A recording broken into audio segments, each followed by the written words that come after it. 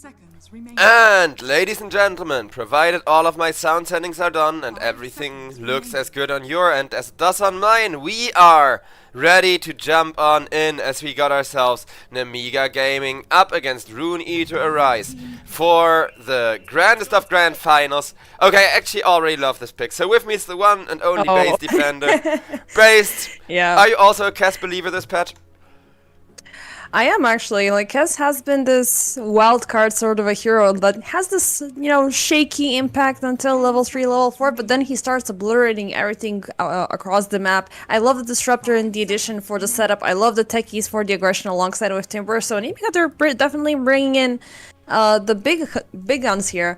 And interestingly enough, this is a third showdown between these two, and RE.Arise.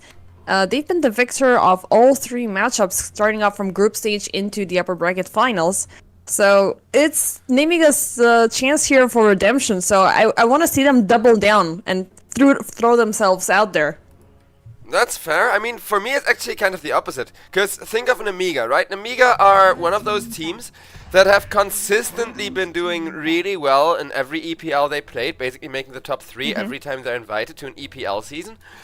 And they started out as this really weak, really inconsistent team once they had acquired their current squad. And season by season, they got better. Season by season, they kind of managed to fit the patch that they're currently playing in better, fit that teamwork criteria all the better. And now the question is, can they improve just as quickly when it comes to beating down Arise? Because you're definitely right, Rune Eaters, they have been looking so good. They just made some slight squad changes, but they also have a proper org now, and you can really see the difference of what happens when you have 5 people that are willing to commit to making Dota their job. And I think these performances are going to keep being as insane, but if any team is slowly and surely going to learn from being defeated time and time again, and just get back up and fight a little bit better the next time, that's going to be Nemiga. A little bit of a, what was his face, a Thumbawonga scenario. I get knocked up, but I get up again. And I do love the fact that Nemiga, as you did say, they did take Natty Narwhal. So he did appear across the playoffs, and he stuck around all the way up till the grand finals. Now, we did speak about this guy during the last time we casted together, and the best part is he fits this patch narrative really well. Like, everything is tempo-based, fine. We need somebody to dictate the tempo, we need somebody to push in, to be aggressive, to secure those 15 minutes of the opening of the game so we can have smooth sailing afterwards.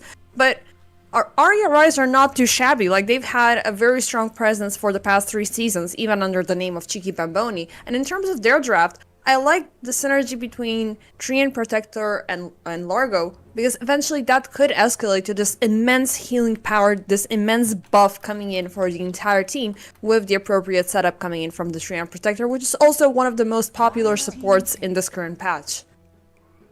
Correct, but also, what I find interesting is Nemiga. It's such a weird pickup, because you were like talking about that Natty Narwhal transfer, and I'm really not sure if he's around to stay or not, because Young G was a pretty high tier mid player for most of his career, right? 10 seconds remaining. And now we got Natty Narwhal taking his the mid over games. most often. But one of the things I think is, like, if he is here to stay, then Nemiga are definitely gonna go back to the olden, like, first Nemiga squad ways of, oh, haha, you never know who's gonna take the mid, you never know who's gonna take the carry role, because both the 1 and the 2 player are completely comfortable with swapping role on the fly, right? Yeah, I mean, it would be interesting to see them involved in that direction, but it's still too early. Again, it falls down to the question whether Natty's gonna stay in further seasons with the team. But as for now, we're having him during the grand final, so at the very least, we have 3 secure games of watching him. And indeed, he's gonna be the last recipient of the pick for Nemiga. So Disruptor, as we said, techies are already gonna present. Which one is gonna go where? Like, Disruptor is gonna go 5, techies is gonna be 4 to keep up the push with Timbersaw? I mean, probably, judging by the draft. Because I do think you'd much rather, but on the other hand, I do think you'd much rather lane the techies against the Doom. Because this Doom is going to be so annoying to deal with. And I do think we're going to see a lot of support rotations come out towards the mid lane. So I'm not sure how well they're going to be able to keep Kaz babysat at this rate. So the Doom last pick is definitely doing work for RE.Arise here. And Vengeful Spirit is gonna be the last hero entering in place, so... Okay, it's gonna be a Kez mid, and Vengeful Spirit onto Young G. Okay, So they didn't necessarily do the switcheroo between the players. Maybe they will. So we have yet to see the transition. But they did give us some very fun picks here. I was not expecting Vengeful Spirit as the last one because we were looking at Kez. Kez is locked in. Is gonna be a carry, but nope. He is indeed gonna be thrown into the mid lane. So him versus Ethereal, who has been playing this Largo mid for a couple of occasions in a couple of games and has been absolutely great. So, what do you reckon now after the switcheroo? I mean, on the one hand, it kind of feels bad to last pick this Venge, because they directly do it because of having a counter for the Treant, the Largo, the Doom. Those really long, really drawn-out teamfights become so much more bearable when you have that Aghanim Scepter, when you have a carry that has a second life. But it does feel like a response. It does feel like an, oh no, they threaten all of these big ultimates, they threaten all of that combo and synergy, so we need a Vengeful Spirit to answer that, right? And if you have to use your big last pick to kind of answer what the enemy is trying to set up against you, that's definitely a bit of a risky sign. Though, while you say they haven't switched around, Young G has been playing one position before the playoffs. Like, he has been playing one instead of two for the first half of the season and kind of switched that back and forth. So now I think with Natty, he's going to be playing like almost exclusively one, unless there's, again, a beneficial situation where the two heroes make sense to swap around. But Young G we've seen in both positions this season. Yeah. And again, the flexibility is always not only going to give you, like, better awareness whenever you're thrown in that situation, but it also gives you that greater understanding of what needs to be done when you want to call in the mid rotations or you want mid to be joining in you. So the Vengeful Spirit here, I'm looking at the kill potential, and it's especially present so early on. You have the glimpse, you have the blast off, you can disarm a hero, and versus Luna that could be very problematic. I want to see, like, how Nemiga, and I was about to say Nigma because I've been watching so much Nigma in the past couple of days. Oh yeah, but relatable. How Nemiga will address the Luna, because if she's out of this one, it's going to take so much time for the Doom to compensate, and then it's just going to be these supports with Largo going in for the setup, but not necessarily having the output for execution. But then there's Rubik and Largo. Now that could also be a very fun combo with the telekinesis throwing back heroes into the Frog Stomp. I mean, there's a lot of back and forth here. I don't know what I think about Ethereal mid lane Largo though. Like, that's the one thing that I consider really iffy.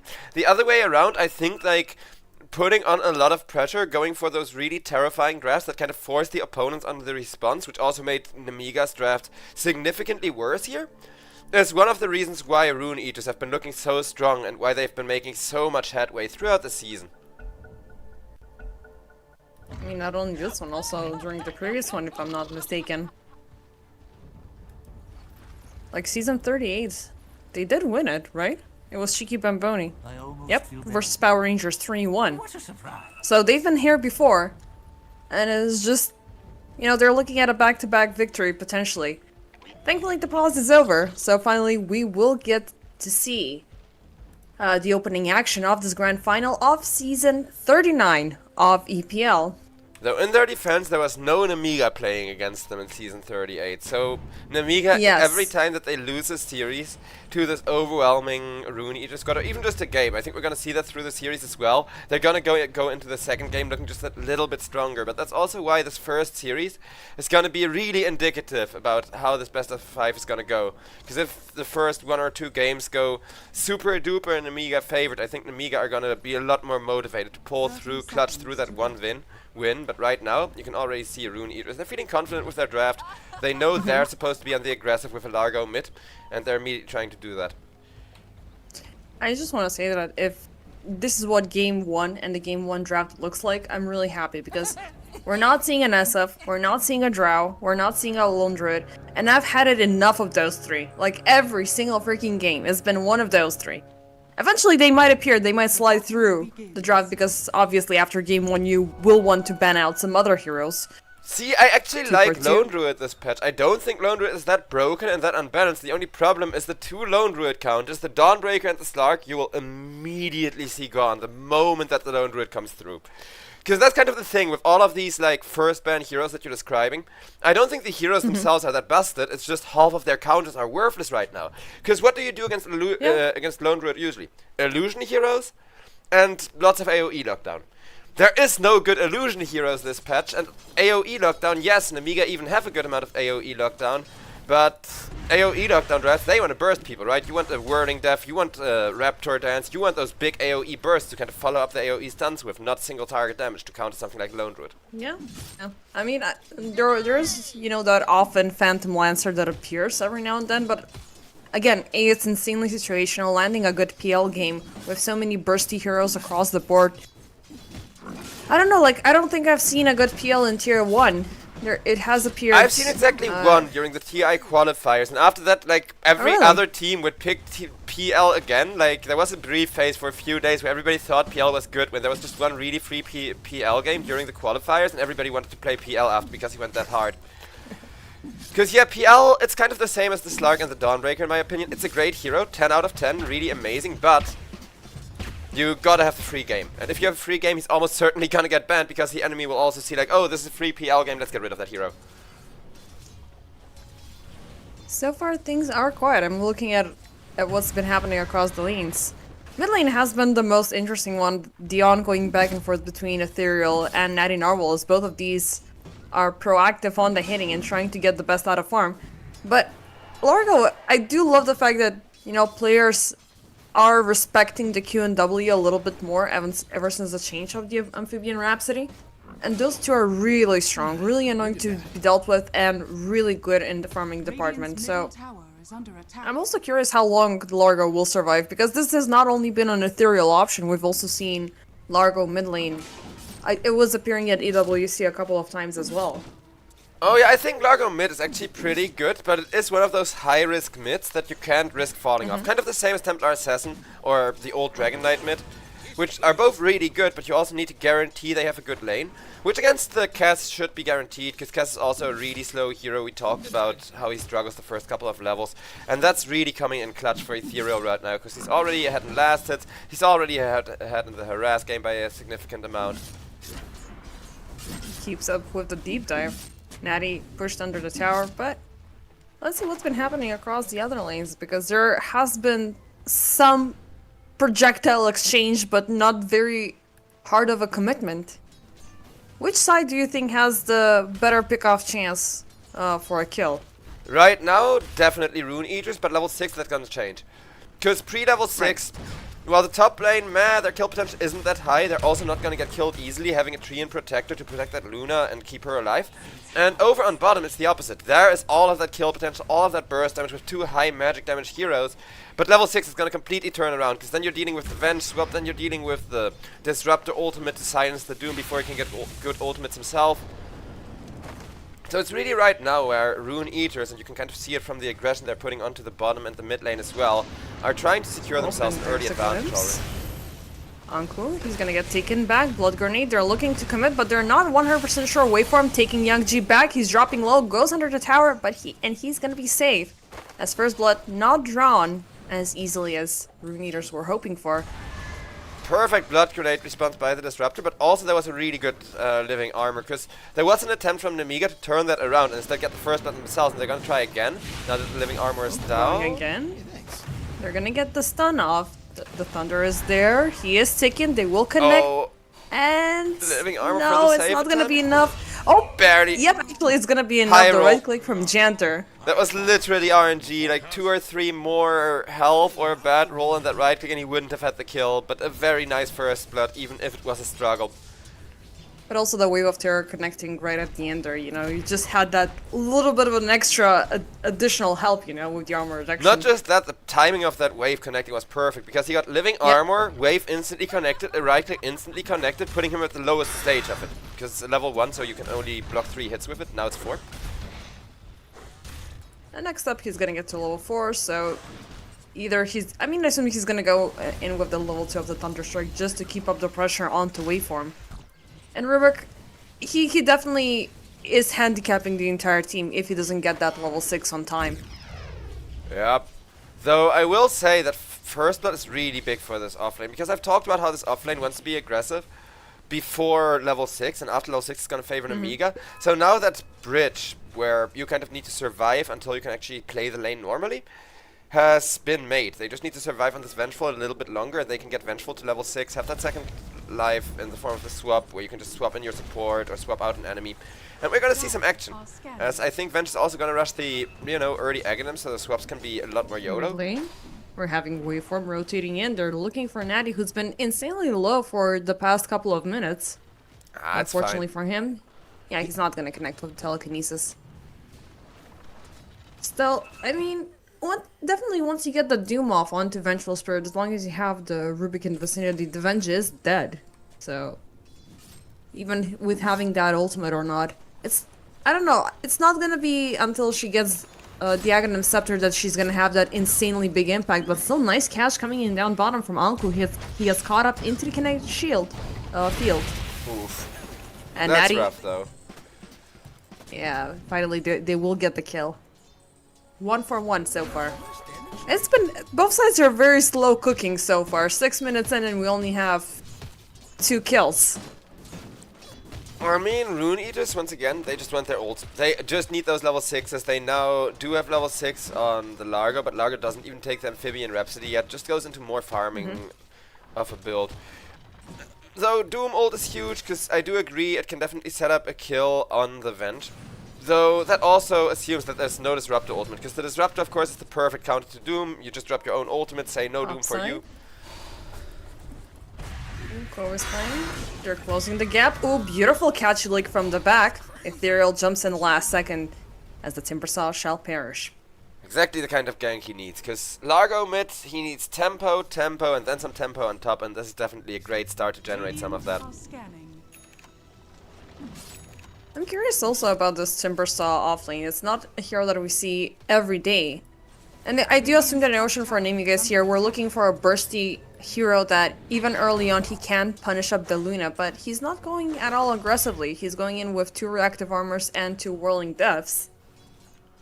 Is he gonna be the one later on in the game that can keep that proactive tempo once the big ultimates are used up? Because in reality, Nemiga, they don't have super big ultimates to commit. Yep, the swap is definitely gonna be a defining moment, same with the Static Storm. But the commitment for RE is a little bit bigger. Once you get the Doom, once you get the Eclipse, once you get the Overgrowth, you are kind of limited on what you can follow up with. I mean, I don't think this Timbersaw is here for aggression. Mostly he needs to sit in the lane and be a wall right now, hence why he's going for this defensive build. Because look at Luna's farm. If we switch over to net worth, you can see that Yoa is already on top of net worth, and there's no offlaner in the current patch that can really stop the Luna from farming. Sure, there's more aggressive offlaners that tower dive her a bit more, play a bit more in her face, but that will not decrease her farm all that much. So Timbersaw, he's making sure to try and get really rich himself, while over on bottom lane, oh, Yang-Chi is gonna get Waveform as a beautiful rotation coming in from Aerial. Was he even involved in the team fight? Actually, no. I mean, speaking of Glimpse, beautiful just level rotation. 2 of Glimpse, top side as well, beautiful find. Kovis 9, he was looking for some safe, quiet time to farm, and he's not gonna get it. Rune Eaters, they will get a bigger fish for their team, and they will be also gaining away the creep stacks that Onisan have been working on. Naughty. Oof. A little bit of a deep dive there, Ethereal. Onisan, they did pop the Overgrowth for this one. And it's gonna be again across the map and exchange as Anku dies on the other side. Totally worth it though, because we've been talking about how well Netty has been doing and all the impact he's been delivering for his team. And well, yeah, Netty, definitely a super high skill mid laner. He's been put on a slow hero on that cast that kind of needs to cook, that kind of needs to get his own game going first to kind of really start doing stuff and having impact. So they are punishing him so early on for that with some really harsh plays, and I love it. That's how you gotta play against the Cass. Because I think Cass, a lot of times where that hero can be really strong on mid is when he gets underestimated. And they're not underestimating Netty here. They're looking to punish him once again. This time he's gonna get the hell out of there. But again, there's always 2+ heroes around mid for the past couple of minutes. Not only that, Netty, he's bought 2 Fairy Fires and infused Raindrops this game. So he's spending on that regen just to be behind in every metric to Ethereal, and finally his team's back. They're looking to catch Ethereal, but it's only gonna be short-lived. Still, the bombs from Aerial will secure the Largo. Anku He popped the Doom upon Young G. Is it gonna be enough? Yep, the Lucent Beam from the back. And of course the Scorching Earth from Anku. As even Yowai decides to join in the second he gets the Mask of Madness active. Yeah, honestly understandable that Young G just wanted to die there. He literally kept standing still the moment that he realized he was ticking out to the Doom anyways, wanting to die faster. But that was rough because they came so close to countering that Doom ult with the Disruptor ultimate. But Doom could literally just walk to the side of the Disruptor ult, get his own ultimate off, and then kind of walk away, reset, play it safe. But the fight still isn't over. Yep, it's coming down to how you set up the field, as right now they will catch waveform within it, but they're a little bit outnumbered. Danger is upon Natty as he's gonna get bursted down by Ethereal yet again. Janter on the chase, he's burning by the urn. In the back, Kovis9 will find Anisan Aerial jumping in the Kashylik once again for the kill. Kovis9, he went in deep here, willing to get at least one of the supports. But now it's gonna be Ethereal, the focus, the Chakram slowing him down. Beautiful swap. Oh, they're forcing him to go across the mine. Beautifully done. But overall verdict is gonna be 2 for 2. Yeah, this one will ever so slightly favor Nemiga, really not by that much though, because at the end of the day that was still a lot of money, a lot of farming space for this Luna. And now we're kind of hitting the classic situation in this patch, because this patch is very carry centric, the map is really big and everybody has an easy time farming up. Speaking of carries, Yowai gets caught up, beautiful blast up, they're gonna pop the Overgrowth, he's disarmed.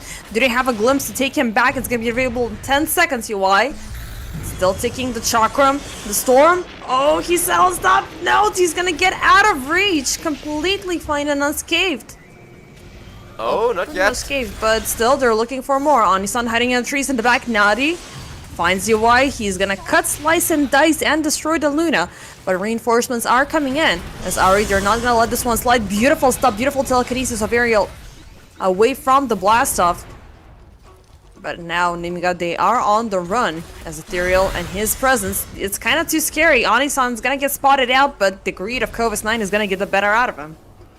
So on the one hand, that Luna kill is huge, because I was about to talk about how, wait, we still may see more follow-up thanks to the Largo. I guess so. Kashylik, Aerial across the bridge. Now that's pretty much the worst spot for you to run away, but whenever you're forced to do so, you gotta accept it. I'm gonna die on this bridge. But yeah, going back to the Luna. So this patch, there's a really common scenario where one carry just refuses to die, and then in 20 minutes from the point where the carry refuses to die, the game is won. And Young G, yeah, he's taking deaths. He's suffering against Anku. Yep, yet another Doom for the bench. But now Janter and Nadi decide to double down. He's looking for the TP. Glimpse is not available, but they will get the stun off. So it's gonna be 1 for 1, but definitely a tough game for Young G. He did commit for making the Specialist Array, and now it's gonna be the rush towards the Aghanim Scepter. Because obviously you're actively gonna be dying as a Vengeful Spirit, which is posing the question, how long is gonna be her survivability in the upcoming team fights when the Luna gets farmed up, when she's not gonna be it's not gonna be as, you know, it's gonna be a lot more punishing for you to die. Agreed. So the Venge, I mean, we both kind of saw that early Aghanim's already coming. I do love the Specialist Array because usually the split shot ignores passives. Not for the Venge though, because of the melee range attack thing. So melee attack passives will still be counted, just the range attack ones are ignored. That's kind of the interaction why Venge is a 1 position again. So I do think the Specialist Array is going to give her so much farming speed that if she can just get the Aghanims plus 1 big item, this Venge can actually have real impact. The main issue is, yeah, they did kill Yowai once and slowed him down a little bit, but he still farms faster than the Venge. And I mean, it's the Luna. Yeah, they paid 3 heroes just for killing off the Luna and then immediately lost their Venge after. So Nemiga, they really need that little something to either shut down this Luna or get a second hero online, because Natty Narwhal, he's only slowly approaching that Spellbreaker, is gonna be able to start farming up, but he needs to make the tempo if Venge isn't gonna catch up a lot right now. We'll see. I mean, ultimately, Nemiga's cores are really strong and they're having a lot of damage output, but obviously Ari are a little bit more focused as a beautiful find in Kovis9 topside. And of course, the current... he actually took the Whirling Death, but I do believe that waveform, he did use a mine at a second there. Yeah, a large issue too is, well, they do have more damage, I agree. Nemiga, they have that AoE, they have that team fight draft. and you're team fighting into an amphibian Rhapsody, and you're team fighting into that constant living armor, so they just have so much trouble going all the way and finishing off those low health kills. Yep, the healing is definitely giving a very, very big impact. So far, well, it's only one tier 1 tower pushed out for Nemiga. Well, RE.Arise, they just took down top off of the list. And they might be looking at yet another kill, Ethereal. They're scared, but Nemiga, they're looking to double down the numbers. Beautiful glimpse, they're taking Ethereal back into the storm and the field, but Ariel is gonna be the first one to perish. Naughty still letting the siege, and can they get the frog? Nope! Again, it's those low HP kills that they're not getting from the healing. Naughty on the run. He did survive the urn, but he's goddamn low. I'd just like to say I the blame price of Ariel. I hate to say it, 'cause Ariel is such a talented player, and it's been really fun watching him do those next level big brain mind plays. But he built an essence distiller instead of the spirit vessel, and the essence distiller no longer reduces healing. It gives you vision. It's really good for techies to help you set up those blasters, to help you set up those solo mind kills. But the healing would have allowed them to get more if they had reduced it by the spirit vessel, and they didn't have a spirit vessel for that. That's 70% less healing. I was gonna say maybe somebody else has it, but nobody else has it, which is, yeah, now doubling down on the confusion. Like, why didn't he opt in for it? I don't know, and it would have been better to have that, especially because it does punish the enemy healing. Because Largo, he I don't healed know. like 2,000 to 3,000 there, like if you count, you know, the total teammates and himself. And they almost had the Largo by like 200 health. So it's just so hard to get through this hero without reducing his healing. 'Cause look, once again, Chanter. he gets He is melting, he is burning, and he's gonna get a deny. nice Nicely done. deny, but Top side, Ariel again doing some very deep dive jungling shenanigans, and pretty much allows Yoi's farm to get sped up just a little bit more, as if it weren't a problem already, at 11k net worth so far.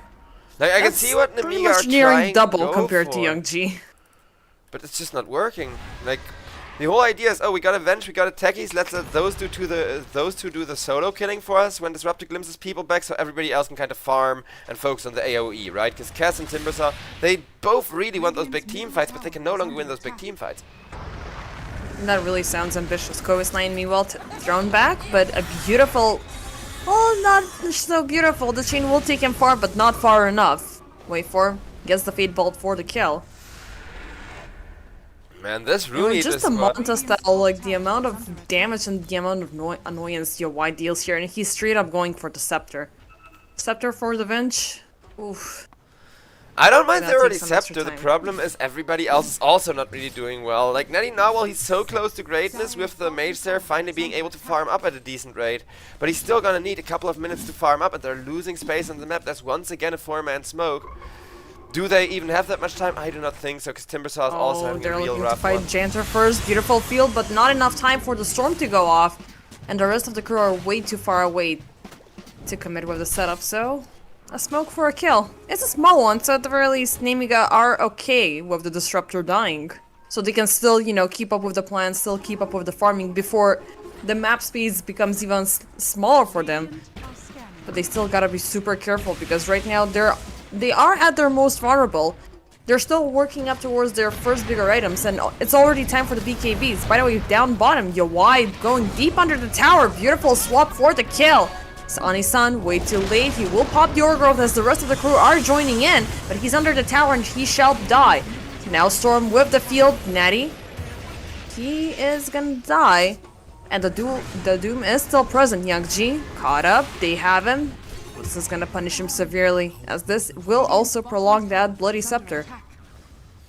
Yeah, I on the love lookout Young G for on the more. carry, but his Venge is just struggling. Like, I don't blame the player, I blame the hero in most of the scenarios. But this Venge pick, it really felt like a cope, and I said it when it came out, it really felt like an, oh, this is something we pick so that we can kind of answer this really strong draft. Not something like, oh, haha, they draft what we want to, and now we can pick the carry we want to, right? Radiant's bottom tower Yeah. has fallen. I don't know, I guess it's because it, you know, has a very strong stun built in, because it can maintain a bigger range than the Luna. And given her item priority, the fact that she's not gonna go in for a Hurricane Pike or a Dragon Lance this early on means that she's gonna double down on the aggression. Maybe, just maybe on the long run Venge will become a little bit stronger, a little bit more impactful, and I really want to see the shard in play right after the scepter. Fair enough. That's actually a pretty decent suggestion. Because I do think... Because there's still no BKBs, you know, double stun is great. Yep. Also a nice little knife from the Disruptor, but I do really think that Nemiga, they are gonna get one really big timing around that mid game where the BKBs come out, where a little bit more tempo for Ethereal on the Largo has dissipated, right? Because right now he just got Amphibian Rhapsody level 2. It's insanely strong. Amphibian Rhapsody level 3 is gonna be absolutely game breaking, but if you get him at like level 16, level 17, kill the Largo at the start of the fight, that is the comeback scenario right now. And Nemiga, they're holding on for that mid timing. They're all playing not to lose. Ariel, hold up. This is gonna be fun. Jumps into the Tormentor. He will assist with the Tormentor to kill Waveform, but he's not gonna secure the shard. And once again, Spirit Vessel would have made the difference. Just saying. Like 2 times that he could have gotten a kill had he had the Spirit Vessel instead of the Essence Distiller. And I'm the biggest Essence Distiller shill. I love that item. I'm so grateful that Valve added it. It actually makes me enjoy playing support so much more because you're not dependent on the carries for vision as much anymore. But this isn't not the game here. for it. Meanwhile, Young G, beautiful catch, instant strike down, and they will reveal the scepter with this, but it's just gonna be a double bounty. Yep. Young G, like, it feels bad. It feels really freaking bad. Because the whole idea was, okay, we have 2 really huge momentum-based carries. One of them is gonna do something. Either the Cass is gonna come online and really snowball, or the Luna is gonna come online. The Venge is gonna come online and really snowball before the Luna is too farmed. Now Luna is already too farmed, and Venge isn't even online. Venge is still AFK because from this point on, she will need to start working on those mantas. She will need to start working on those damage items. We still do have this silent presence from the Kess, so I assume we still haven't seen anything from Nemiga in this game. Indeed, as you said earlier, this is game number 1 still, so a lot of lessons to be learned as this entire series keeps on going. Janter, this time there's no camp for him to deny himself from, and Anko will lead the siege for something more as Kovis9 gets doomed up. Naughty looking to fight as they are trying to get a distance so that the Timber Saw will not die, but Ariel... See, this is what a Spirit Vessel does to you. He's burning down on par with the Searing Signet. Thankfully, he's gonna survive on 60 HP. Beautiful swap, Youngji for the save, but Janter, oh, he's gonna be thrown back as Waveform steals the glimpse. Now he has a better steal. It's gonna be another swap. Let's see, things are scary for Nemiga. Are they still willing to defend this? Or still stay here? I mean, defend, yes, but they can't really venture out too far from under the tower, so this Roshan could be free. Or, apparently, Roonies, they don't even feel like they need to Rosh. They just want the top tier 2 out of that, force the fortification out immediately with an amplified damage. And just immediately claim the spoils for that fight. I think Nemiga may GG out within the next, like, 5 to 10 minutes.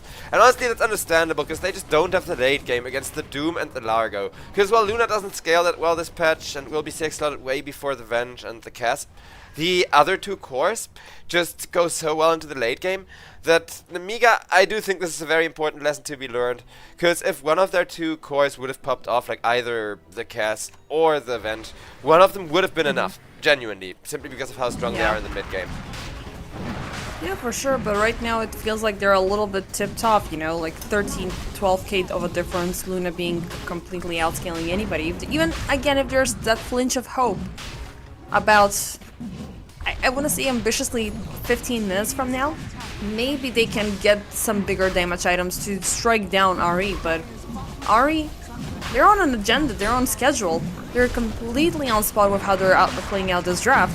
Let's see if they're ready for Nemiga as they're popping a smoke to invade this Roche, and it's gonna be Yawise securing the Aegis, but the money going in for Nemiga still. They're venturing out. Janter in grave danger. Ethereal will pop him. Nice kill on the Treant, but I think that Roche steal is gonna come around to bite him. If the game even goes that long, because once again, late game always favors RE.Arise here. So even let's say this Aegis isn't going to be enough for RE to end the game. Let's say Nemiga do make a small comeback off of this gold. Then the next Roche isn't going to yell when the Dire attack it, and they can just wait for the second Aegis, take the game in late game anyways. The issue is Nemiga, they need to do something right now, and I do really want to see them make a comeback. I do really hope that they get that triple kill on the Cass or on the Vengeful Spirit, because that's really all it takes right now with how fat everybody's looking. But against that Aegis, it's not going to be so easy. Oh, a little bit of a danger top side as Around the shrine, Ariel is dancing. He's gonna get swapped around between waveform.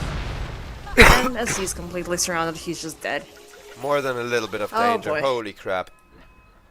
I mean, regardless, whatever you do right now with your Y, like these upcoming 4 minutes, whether you push, whether you farm, everything is of value for RE. And it just keeps up the pressure, it just keeps up the aggression. Nemiga, I don't know, like, I feel a little bit sad because this performance so far is underwhelming, but I guess it's gonna be game 2 when we're seeing a little bit of a change. Again, history is also favoring RE, because in all 3 times they've met across the season, it's been their victory.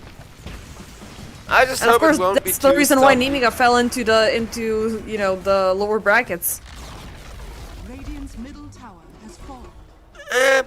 I really just hope that Nemiga learn their lesson. Because again, maybe it's gonna take 1 more loss in this grand finals. Maybe it's gonna take 3 more losses against Rune Eaters for Nemiga to figure them out. But Nemiga, they are the kind of team that eventually will get there. They will not rage quit. They will not tilt too hard. They will get there. No, But I also don't think that hopefully not. this game is gonna be the one for them to do it. Maybe the series might set though. If they take their lessons, because 2 times they came really close to great steals and missed them by like a small amount. Imagine if that Roshan steal would have led to an Aegis deny, right? Imagine if that earlier Techie's Tormentor steal we saw was successful and Ariel would have died for a shard. Both of those would have been making such a big difference. So Nemiga, it's really just every attempt they made, and they were good attempts, to bring either this Cass or the Venge Online, like I keep preaching, hasn't succeeded. And maybe the second game, just one of those attempts will succeed really well and they get the comeback and it's a whole This different is game. bad. Naughty. He's gonna pop the Overgrowth there, but he will try to get away with the Veil, but nope. They will reveal the Aghanim Scepter onto Luna. And that is just devastating. Yeah, Aghanim Scepter plus an Essence Distiller to keep vision. Again, I love Essence Not Distiller. only that, you have a Treant in your midst. You know, like he's the detection. Like he even showed the fact that he threw the Nature's Grasp down the lane, and Natty was very non-responsive here. I mean, I don't know, Natty maybe thought, he's oh, I mentally got given the up this escape, one. I'm fine. Like, keep in mind, No. Cass, you kind of got to treat like a puck, right? If you're not daring to show in the lanes, you're already losing, because the assumption is that you can get away. The problem is, though, yeah, Treant, the moment that he actually gets the full catch, the Essence Distiller is there, the vision is going to be kept, and then you can't get away anymore. No, I mean, even though he was successful at overcoming the Overgrowth, again, he was a little bit outnumbered in that scenario, and the fact that the Luna is present across the entire map right now, like right now she's a global hero, it makes everything also more annoying. And now with the 5-man smoke coming up, topside, they might have spotted out Kovis 9, and they are aware that this creep wave is pushed out, so let's see who's responsible here, and let's see if we can amend it. Thankfully, they're not gonna find their target. Personally, Or I maybe they really will, hope... because Kovis 9 is still very deep there. It's looking kind of scary. I mean, I would be very scared in this game if I were Nemiga. Oh, they are. I mean, other than Cass, because again, Natty, he needs to play up front, he needs to somehow facilitate a comeback. I'm not sure if he can, but you may as well risk it for the biscuit at this point. But Aghanim Scepter definitely the right choice for him, because it will give him more mobility around the map, it will make it easier to actually show up in the lanes. Jantar bottom. Time after time again, it's Ethereal getting these easy support kills. Objectively, if you're looking, like, if you ignore the Luna, everybody else from Nemiga is looking normal, so they're not overly punished. But again, those big items are late, their tempo is way too late, they're still clinging on to those first bigger items that they're having. Natty looking for the Scepter, gonna take about 1,500 gold for completion. Kovis 9 looking for the BKB, not gonna get that recipe soon enough, because he's gonna die within the Eclipse. Yeah, On he the other almost hand- even chopped down Tree and Protector, but it's just not enough anymore. No, like, he doesn't have enough damage. Luna, on the other hand, she's a devastating force of nature. She's got the butterfly, she's got her BKB, and look at this. Ariel might be able to get across the wall. Nope, they're gonna force staff UI forward. And they don't even care about this. Like, they're just gonna... Well, Yeah, it like, was a steal from Jantar. I know, but if you don't glimpse him out, he still has that BKB Manta to press, so that's kind of the thing. The Luna dives your base and you're the one to send her back just so you don't die. That's kind of the state of this game right now. True, true. Because I was afraid, like I was literally watching the Luna there, waiting for her to press BKB and instantly kill the Disruptor, like she's done to supports this entire game. But I do really hope Nemiga as his coach is watching this, because I think this game is just a lesson in itemization, like when to go Vessel, when to go Essence Distiller. And other than that, again, the attempts from Nemiga, that were good. There isn't that much that they messed up, that they didn't at least attempt correctly, right? One Tormentor steal going differently, one Roche steal going differently, could have changed this game, but it's late for that, and now they gotta drag it out, hope that somehow, off of their mid-game time, they can still turn this around. Cass is using the Manta Star to split push at least. Yeah, but Dota is such a game, like, the almost scenarios are not gonna even reward you with a participation trophy. Like, you know, you gotta either go 100% or you're just gonna get 0% out of it. So... But again, maybe the fact that they were so freaking close at all occasions, maybe it's gonna... I'm still looking for a chance for them to strike. They don't necessarily have the strongest of high ground defenses, but... I don't know, like, they've been working on stuff. They've been working on items. Yeah, Cass got the Maybe it's Aghanims, gonna which help is them out. They're huge. looking to move as well, so 5-man smoke. Let's see what they got, because it's now or never. Next time that RE push in, it's gonna be GG's. They're looking at Ethereal, down the lane, beautiful swap, very deep, right into the grasp of Nemiga. And he gets obliterated. Big streak going in for Kovis 9. You can really use that money though. Tormentor is gonna be taken over onto the bottom lane for that, and while they are risking their Rubik with the Nature's Cloak and the Mine, they're gonna get it. So even though that's finally some action from Nemiga are finally showing, hey, we're not out of this, we know exactly when our tempo is and we know exactly how to play around it. It's still a trade, it's still a very 50-50 trade, even with that big streak. Kinda sad, but we'll see what Timbersaw does with the money, because they are at least immediately smoking up again. They also have a lot to compensate, because, yeah, a kill's a kill, but they also need to reclaim the ground that they've lost. Like, there's still a lot of vision lurking within their own space. But again, they do have this proactive pick-off tempo sort of draft, so let's see. Like, they lost their tempo very early on. 32 minutes, they're showing signs of life, and they find Yawai. That's a big kill. Beautiful catch. Yet another streak taken away, and Natty, he's looking for more. He may have found Anku, but all of RE are gonna blink away back to safety, so... A little bit of space created, a little bit of objective taken.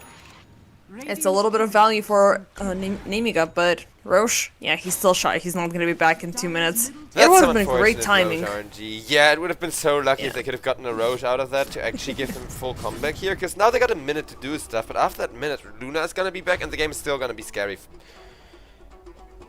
Yep, and I mean, RE, they've allowed these small chances to slip just because... They've been minding their own business, they've been... Well, I wouldn't say disrespectful of Nemiga, but they were considering, okay, we have them pushed in, they're not gonna strike back. But next time they're gonna be ready. They're not gonna allow a singular hero to walk around by themselves and, you know, for it to turn into an easy pickoff. Next time they're fighting as a team, as you can see, they're already grouped up around this edge of the dire jungle.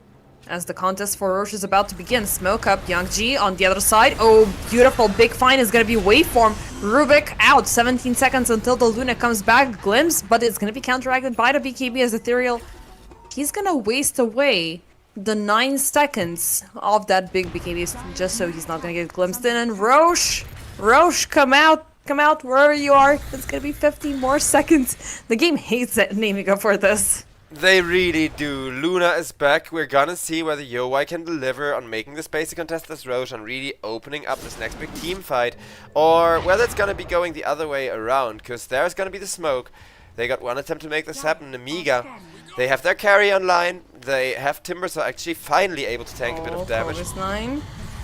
He's gonna have the reveal. They jump in, Anku, they pop off the Doom. Beautiful swap, but Youngji right now in the middle of the team fight, and Overgrowth is gonna lock onto 2. Eclipse right after. They're gonna melt through the second bench illusion, and nobody else joining in from Nemiga. Yeah. Very unfortunate, but yeah, there they are. They may have lost the Rubik earlier, but they just stomped everybody in because they worked as a unit. And they are indeed a strong unit. Oh, and the Roshi spawn time is so unfortunate. Because again, Timber tanked it for a long while, but Venge still dies both times to one Luna ultimate, basically. And Cass, I get why he can't go there, because he played around that Aghanim Scepter. He's building to defend right now. But Aghanim Scepter is something that's only good if you're not playing under enemy vision. And in the triangle, obviously, there's vision, so going in as a death sentence. But yeah, it's not like Timbersaw and Venge could have retreated either. Timber did try with a TP scroll. Now they gotta live with the consequences of 3 Roche. It's not even gonna yell once again. And it's probably I gonna be know. the final nail in the coffin. I mean, regardless, Nemiga, they know exactly what's cooking. They've visited the Roche pit twice, and, you know, Roche was not there, so it was just a matter of time. And time did favor RE. And they should be looking into the high ground push right now, because Nemiga... I don't know if you want to play aggressive once again, or you just want to roll back and enjoy your 5 minutes, thinking that Nemiga cannot do much because you've pushed them in a little bit more than last time. I don't know, like, do you want to end it right now as RE? Or you want to respect I think them? so. I mean, not now, but within the next 4.5 minutes. Because before this Aegis is over, you definitely want to breach that high ground again. And it looks like they are going for the now with a smoke. Let's see how far they're going. Down bottom, they are sending in Largo illusions to do the pushing. Maybe in the hopes of baiting out somebody from Nemiga, but Nemiga, they're hiding deep inside the base. In the jungle, there's nobody lurking there, so UI will just convert it into farm. Back in base, a minefield is being set up from Aerial. So, let's see if somebody is gonna... Well, if somebody's gonna die here, but I'm not convinced that 6 proximity mines are gonna take anybody down. But again, maybe you're hoping for a good swap, maybe you're hoping for, you know, somebody to be completely unaware and just, you know, pass by this little pathing, you know, this one in front of the base. But you don't want to expose yourself at the same time, so it's scary for Nemiga, more than ever. I'm still amazed that they're holding on. But the net worth difference is just increasing minute by minute. Yeah, I mean, the main reason Nemiga are holding on is that, again, this draft is powerful. Now that they're all online, they do have a lot of potential until they kind of fall off and Doom overwhelms them with the Aghanim Scepter ults, with the Refresher, that kind of stuff coming out towards the late game. But... And also they're gonna have a big reveal coming in with the next team fight, and that's the Hex on Aerial. Ooh, interesting. That's actually a good call. So Aerial, I still really do not like this Essence Distiller, but the Hex is an item that could potentially change the game if it prevents a Doom or if it prevents the Satanic coming out from UI. And I'm waiting also... Wait, actually, Cass changed his mind. Natty was at first going for the Lincoln Sphere, but instead he opted in for the full BKB completion. And now Daedalus, so maybe Lincoln Sphere a little bit later, because he will be needing it. But already we see Anku working on the Scepter, so... Yeah, that single target damage is... The single target, you know, focus, it's only gonna come from the Rubik and from Ethereal. Well, one single swap is all it takes for an Nemiga to potentially get a kill with this minefield, and we can see Young D camping there. But until somebody gets themselves swapped into death, I guess it's gonna remain a stalemate. They're looking for Ethereal, they're gonna make the swap with the Largo. Ooh, but they're not gonna keep him there long enough. Still outside the base, Young G is lingering, he's forced to run out. Thankfully, he should be happy that he didn't get doomed out instantly. Wave from actually a strong contender for the MVP at this rate, just because of the amazing telekinesis, saving lives every time somebody gets swapped out of position. Completely negating these vengeful ultimates. Yep, and also great steals. He's been having the shard for quite a while, so definitely now he's gonna get the impact from the double magic missile. Vengeful Spirit did not opt in for that. She instead decided, okay, now it's time for me to work on my damage, to work on my impact overall during a team fight. So Hydra's Breath is completed. Now it's time for the BKB, but now you have the tough time because you're not only looking at the money in your pocket for the items, you're also looking for that extra money because of the buybacks. Yep. And I think looking once in we terms see the of first progress? buybacks coming out, I will switch over to buyback status, but we're gonna see Timber once again doomed up, and at this point, doomed out. BKB He or pops no, the BKB. it's a death sentence. I don't think it's gonna be enough. I mean, maybe he's gonna get silenced up, but nah. The damage is coming in way too fast, and he is all by himself, way too far away. I mean, of course, you gotta look for some, you know, opportunities as the situation is really dire, but going down the lane is always that huge mistake.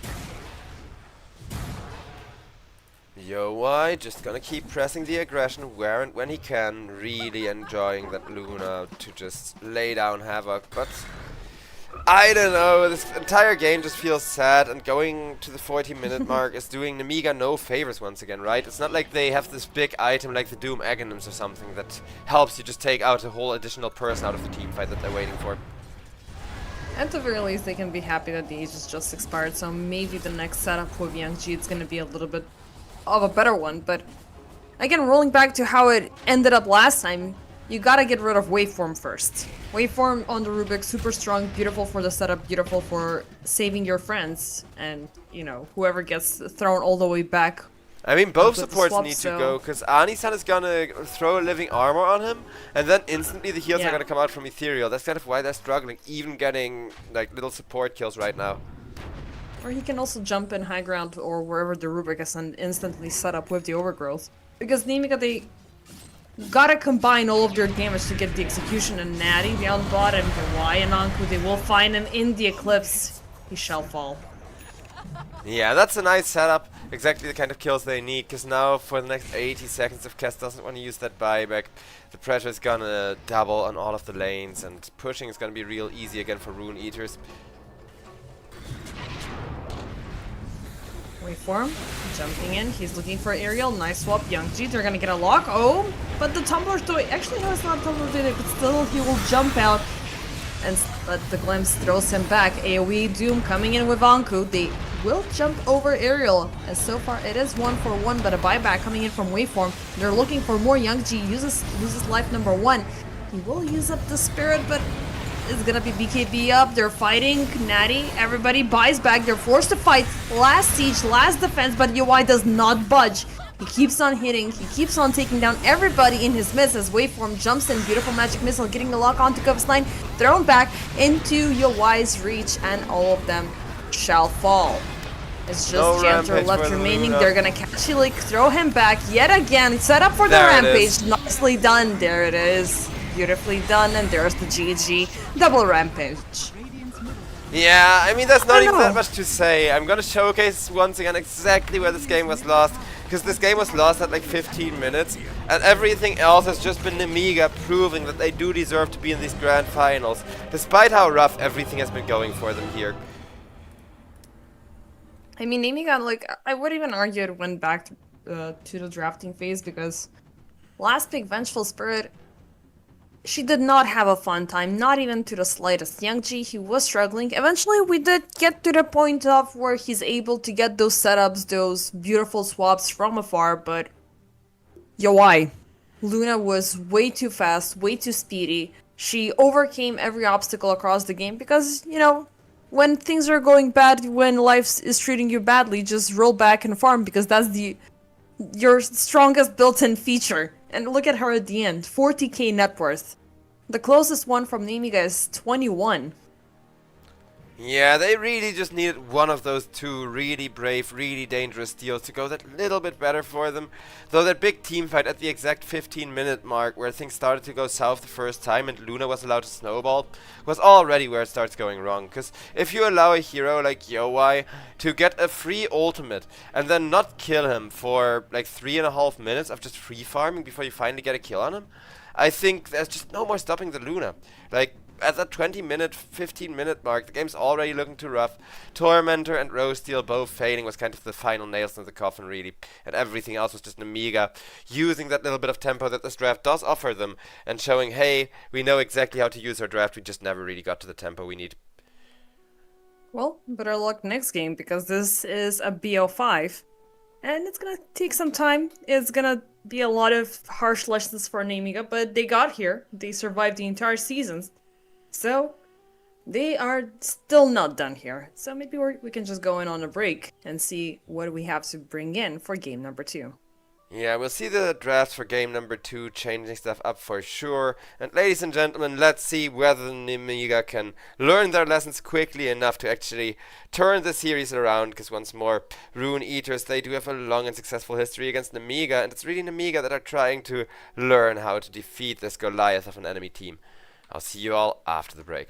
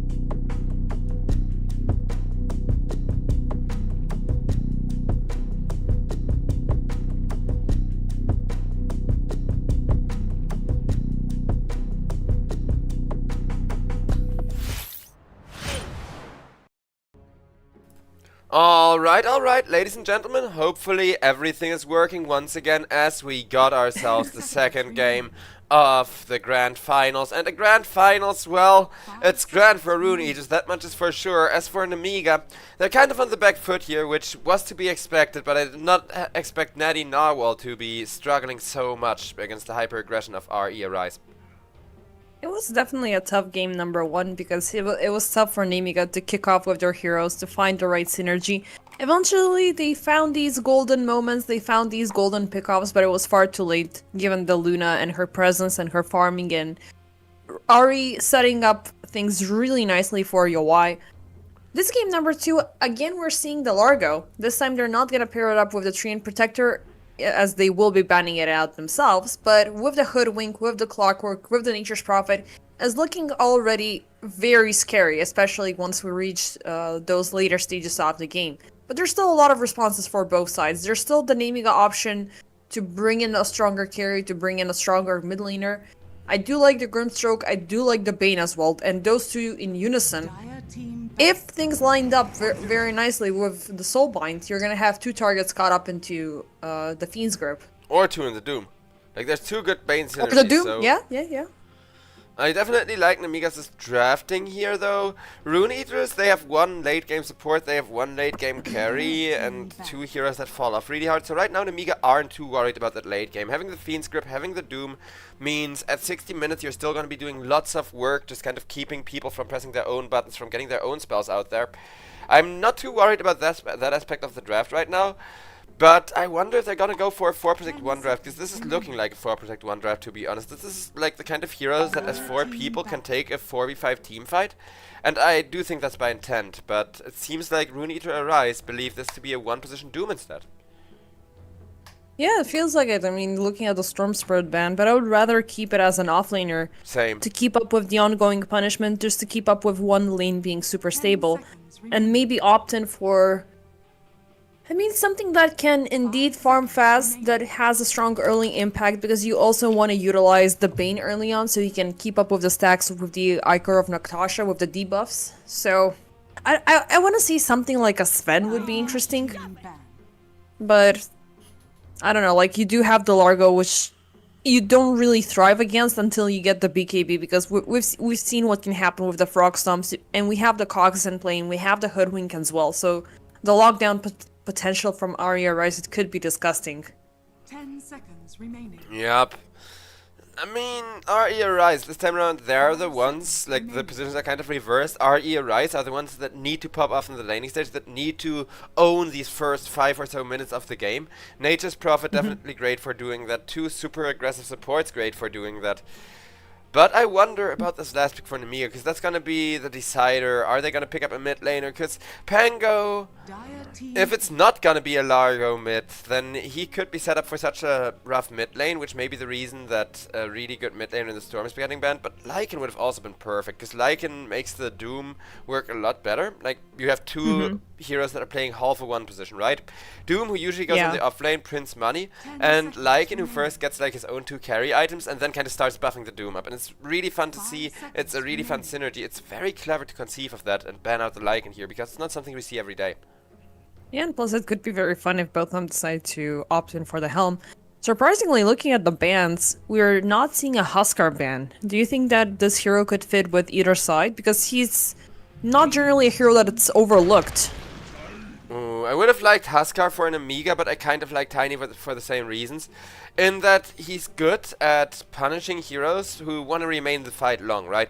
Last fight we kind of saw Rune Eaters, or last game we kind of saw Rune Eaters having really long fights. We talked about how Largo didn't need to do like a ton of healing in total, simply because the healing is fast. You see, oh no, my team is getting gone on, do-ding, 3 big heals in 1 second more or less. And it feels amazing, feels really freaking good.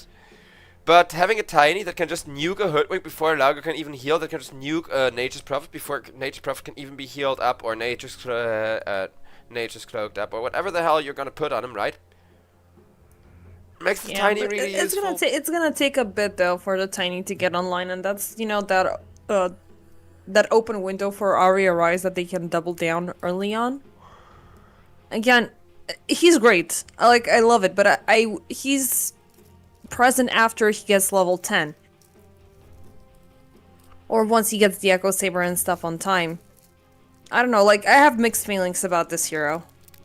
That's true, but the same for the Huskar. Like, I like and hate Huskar for the same reason, because Huskar kind of fills the same role, does the same thing, being really hard to kill while killing off people before they can get healed really quickly. But with Huskar, it's the opposite. You get an armlet, you play for the early aggression, because that's why Huskar would, at first glance, seem slightly better. But then armlet is the kind of item where if you don't get kills, if Nemiga get screwed over the first 10 to 15 minutes again, it's going to be a repeat of last game where they're just a little bit of gold, a little bit of tempo short. With Tiny you got a little bit more comeback potential, which is probably why they favor the Tiny here. I do like the change. Like it was obvious, like when the Pango popped up, that this is gonna fall down the mid lane. But I do like the Pango feels like a stronger Kaz in the early stages of the game because the swashbuckle is a lot more impactful. It's a lot more punishing. You are generally a lot better when it comes down to melee heroes that you're fighting against, so I do like this improvement for Nemiga. Yet again, Ethereal is gonna relive the role of Largo, while Anku is gonna pick up last pick Slaughter. So, I think it's the incentive for both of these teams to look into the late game, but who can fill in the gaps until minute 15, until, you know, that build up during the laning stage, which is again still super crucial for a lot of heroes. Who has the better start? Definitely Rune Eater, but only because of the last pick. I think that was the whole thought of this last pick, Anku, who's gonna be the showcased one here as well, just to show how significant this pick and this hero plus player combo is. Cause Slardar, he immediately gets level 6 and has super high kill potential against the 0 armor, very squishy Tiny. So that's kind of the factor that you can use to punish his ass here.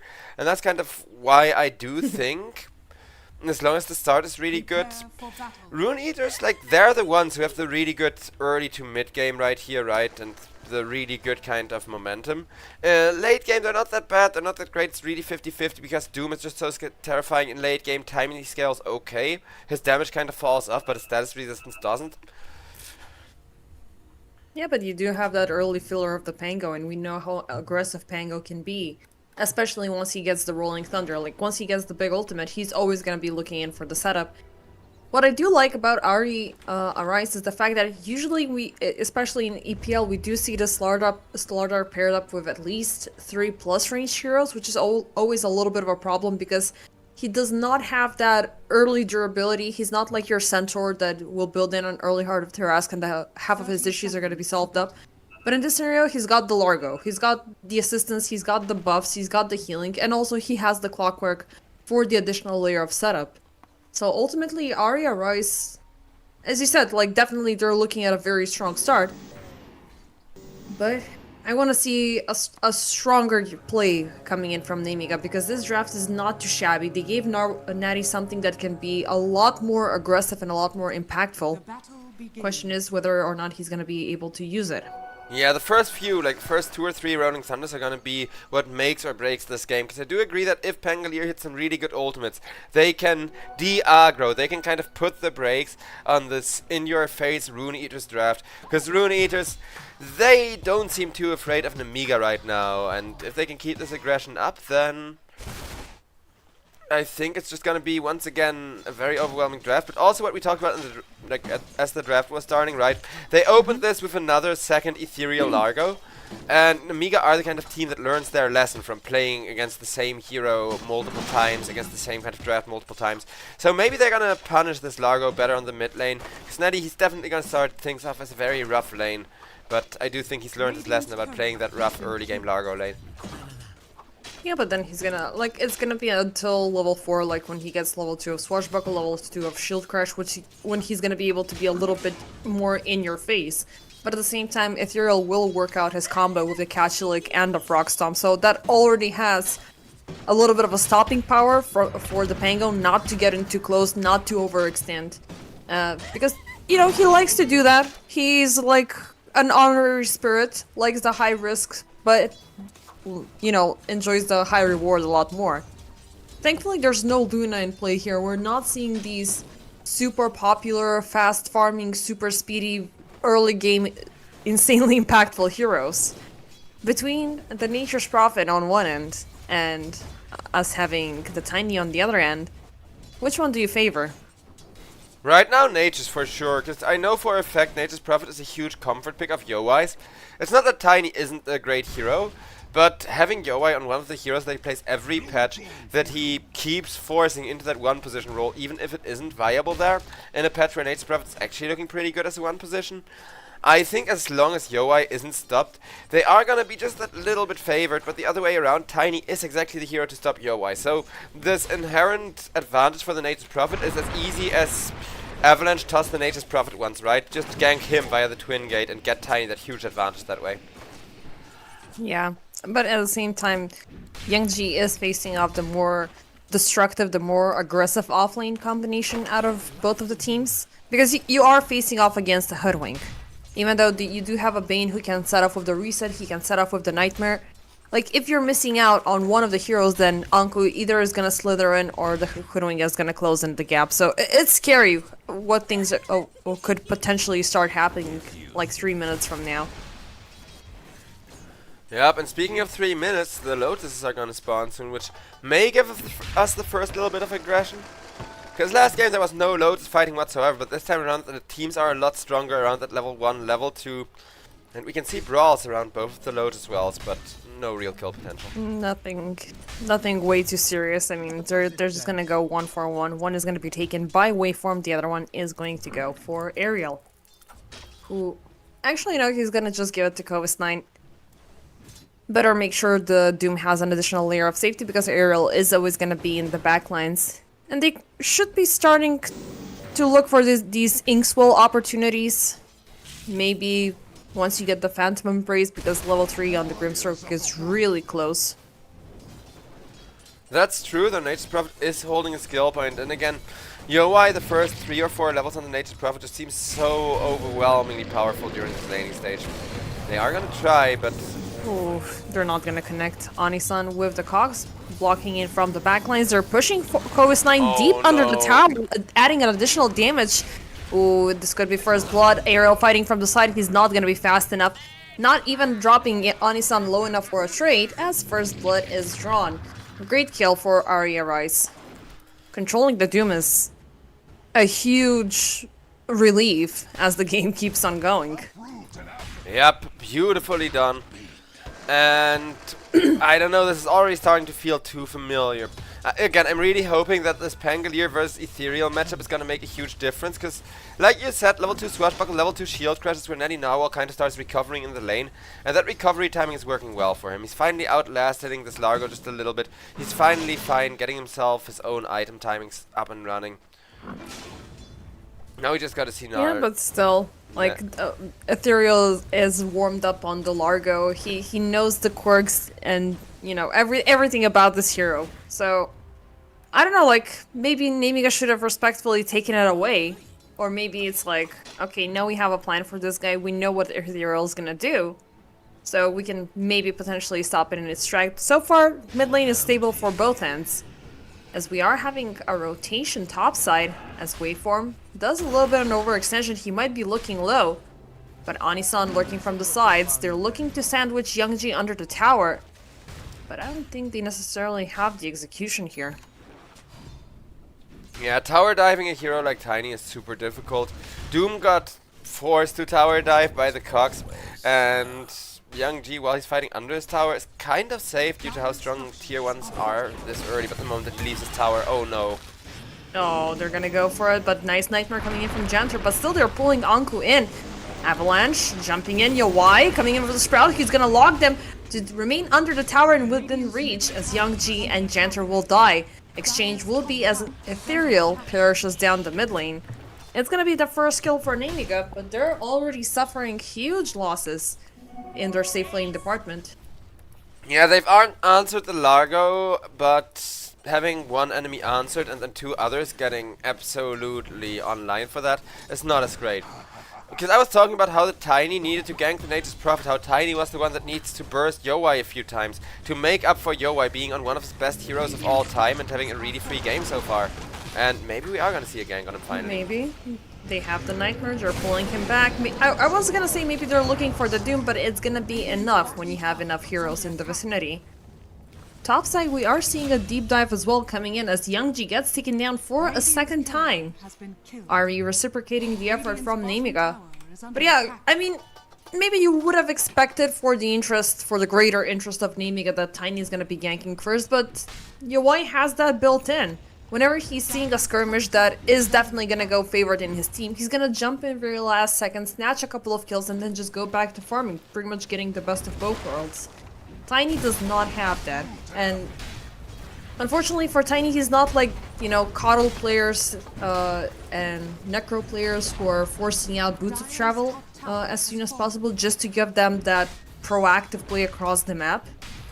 He wants to improve on the right click damage. He wants to get that Echo Saber, then he wants to get into the Blink, he maybe wants to get into the Harpoon and whatnot. Do But you that's a very long remember checklist. that old school? Do you remember that old school hyper aggressive build that people used to do instead to kind of deal with the tinies? Because I do. Like playing with or against the Tiny? No, against. Because I kind of do, and there was a time where tinies used, like, you used to hard counter them by Euls and Atos back before Atos no longer became a standalone item, right, and Gleipnir became a thing. And I do I think, could see that. because I'm kind of thinking, like, right now, Nemiga every Okay, hold up just a sec. Naughty. He has ultimate, but he doesn't want to commit it. Okay, it was just to mess you up. I was hoping to see Okay. the Rolling Thunder there, because we're both waiting for the big Rolling Thunder. That was a potential Oh, yeah. opportunity, but they just don't have the vision, so they don't know how many people are behind there. Instead, on bottom lane, we're gonna see a Doom, but not a great Doom. No, not a great Doom at all. And they don't have the global presence, they don't have a Zeus ult now, so Anisan is gonna be fine. But Ethereal is not gonna be, as finally the Rolling Thunder will go off. Natty claiming the life of Largo. So far, it's 0-0, so a lot better of a control compared to last game. But yeah, okay, going back to the Tiny subject. So the idea is you're getting a Yules and you're getting a Rod of Ados to stop him in his tracks, right? Or Yeah, is so it something especially else? EUs. You want the EUs to open up with, because Tiny is definitely a hero that likes building a BKB the moment that he's struggling against an Atos or whatever. But the whole combo is that you can put Tiny in a position where you EUs him first before you can get the BKB off, have only one support, like a low value support, stand nearby with the Atos, and then when he comes down, you Atos his ass. Because right now, Nemiga, they're playing for the late game. And I think... Oh, wait. Anisan? Oh. They're gonna get him. Inkswell ticking off. 3, 2, 1. Nicely done. Easy peasy. Oh, we're gonna see... But yeah, the logic is there, and there is the possibility for RE to play it out as such, because if we're having a good hoodwink game, eventually he could, you know, get to the point of getting a Rod, getting a Gleipnir. Meanwhile, topside, Young G, catch your leg, taking him back, the Avalanche, nice toss. He's trying to build up distance between himself and Ethereal, but nope, they're closing the gap and they're gonna get the kill by popping the Wrath of Nature. I mean, I'll be real, if they just keep killing the Tiny every 3 minutes, then that's also just gonna make the Tiny worth nothing. Because Tiny's late game was what I was scared about when I started that rant about how you count the Tiny's best these days, but... They don't need to But count he's the not Tiny. gonna have a late game if you take away the late game. And Yawai looking in for more, teleporting in. They were looking for Janter, but he's gonna walk out. And this could have been a very crucial kill, because even though Janter hasn't fallen an immense amount of times, he still doesn't have the Fiend's Grip. We do have the Soulbind though, so that's definitely one part of the equation active.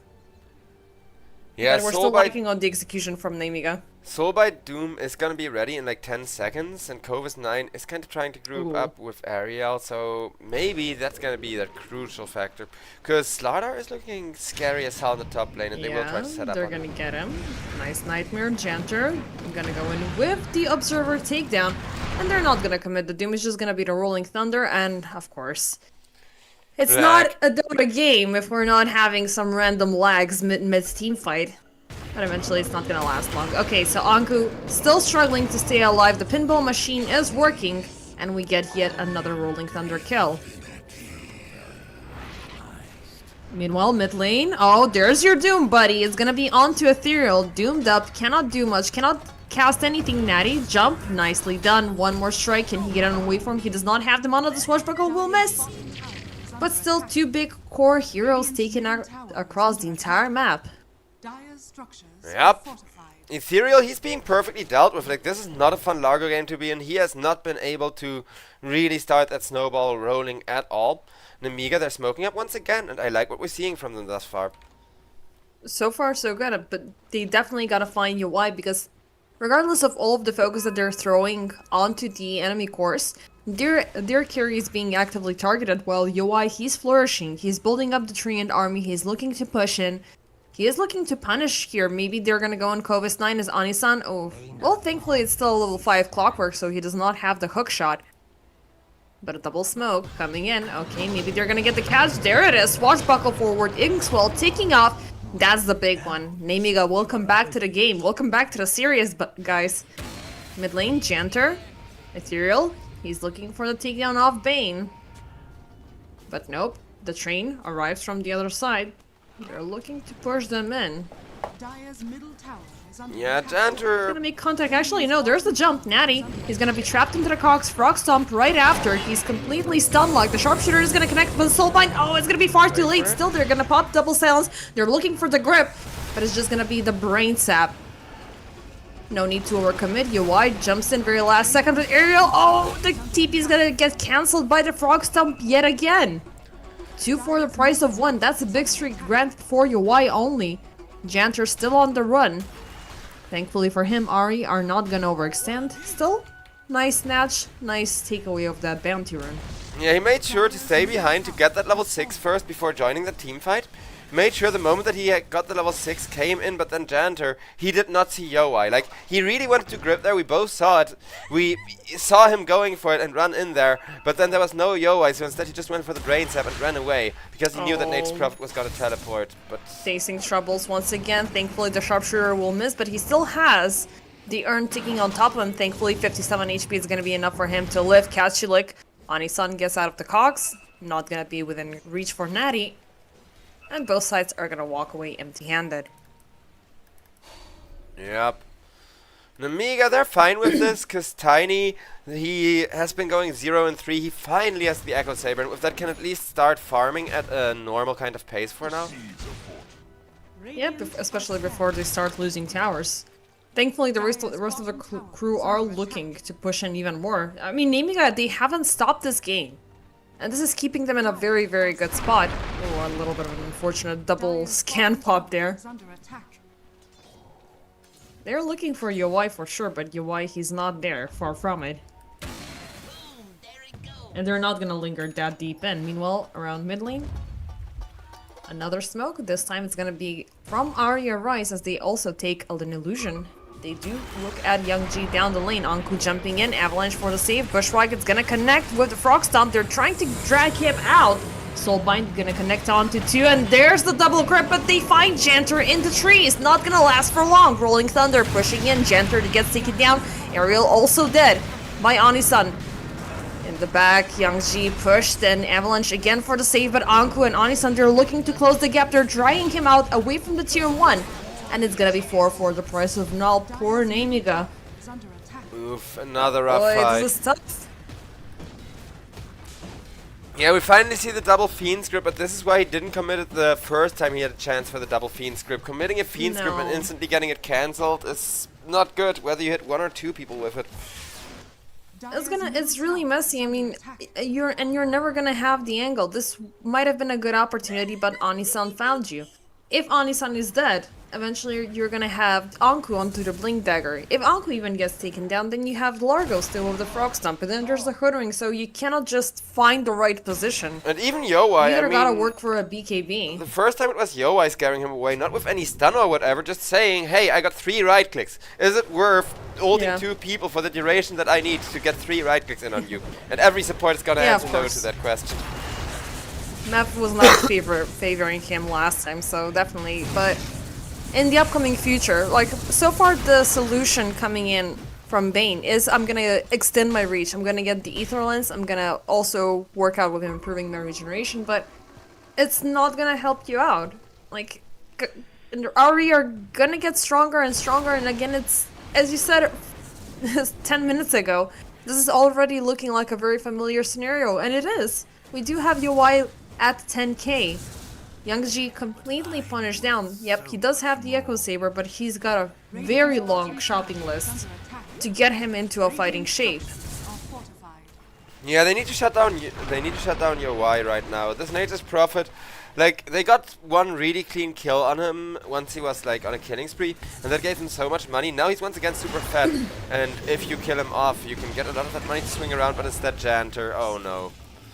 Yeah, he's gonna fall. But at the very least, you could be happy that you pushed out the tower. So, and space created. Yeah, I mean, I guess it's just a support dying, but we had a 3k gold lead, and here, sure, it's kind of the tempo favoring the other way around, but it's already 70-30 in terms of the Gaben graph, and until Nature's Prophet dies, it'll stay that way. Radiant's middle tower Yeah, is under for sure. attack. But getting Nature's Prophet is always gonna be a problem because most likely he's gonna get you. He's gonna farm safe. He's gonna farm far away from enemy's reach. And the rest of the crew, they're just gonna look for hunts. Ani-san, slight overextension on his end, and it's gonna get instantly punished by Nemiga, who are trying to keep this game stable. I mean, definitely a huge difference compared to last time, but looking at the results, looking at last team fight ending with 4 casualties for 0 trades, I don't know. Looking at the Young net Jin worth. may not be fast enough in this game. Again, it's looking way too scary. Maybe Natty will be able to salvage it. Maybe we can see something coming in with Covis 9. As we're having a Doom with a Radiance here. Yeah, Not I sure like if that that's your build. go-to farming item for Doom. I love it. I'm honestly all here for it, just because Doom already artificially prints so much money that the momentum aspect, the falling off aspect of the Radiance becomes basically irrelevant when you have it at like 16 instead of 20 minutes. Meant to be. I mean, I do like it as well, not gonna lie, but it's not something that we see every day, you know? It always feels like there's this different priority in terms of itemization, because we still have that, okay, I'm an offlaner, I want to keep up with the pressure, I'm gonna get a helm, you know? Fair. Doom, he does not need a helm, he's just gonna devour everything he finds in his path. So, with the Radiance, he's just gonna farm faster, at the very least, be another hero on par with the farming speed. But again, he's also gonna need way too much. He's gonna need the Blink, he's gonna need the Shard, he's gonna need the BKB, he's gonna go in for the Shivas, and then our hopes and dreams of receiving an Aghanim Scepter, it might be better time, where we are already knocking onto tier 4s. That's fair, but this game I don't mind it, because the alternative is a Midas, and unlike the Midas, at least the Radiance kind of sort of lets you fight, but kind of sort of a team fight is not gonna stop this Roche attempt, I don't think.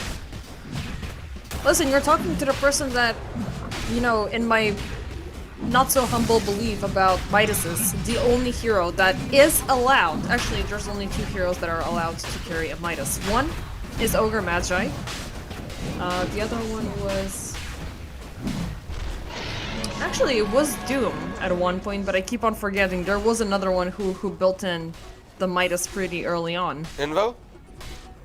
Not Invoker, it was an offlaner, but it always changes, but it's always gonna be 100% Ogre Magi. Fair. Until they remove multicast working on items. I hope they never.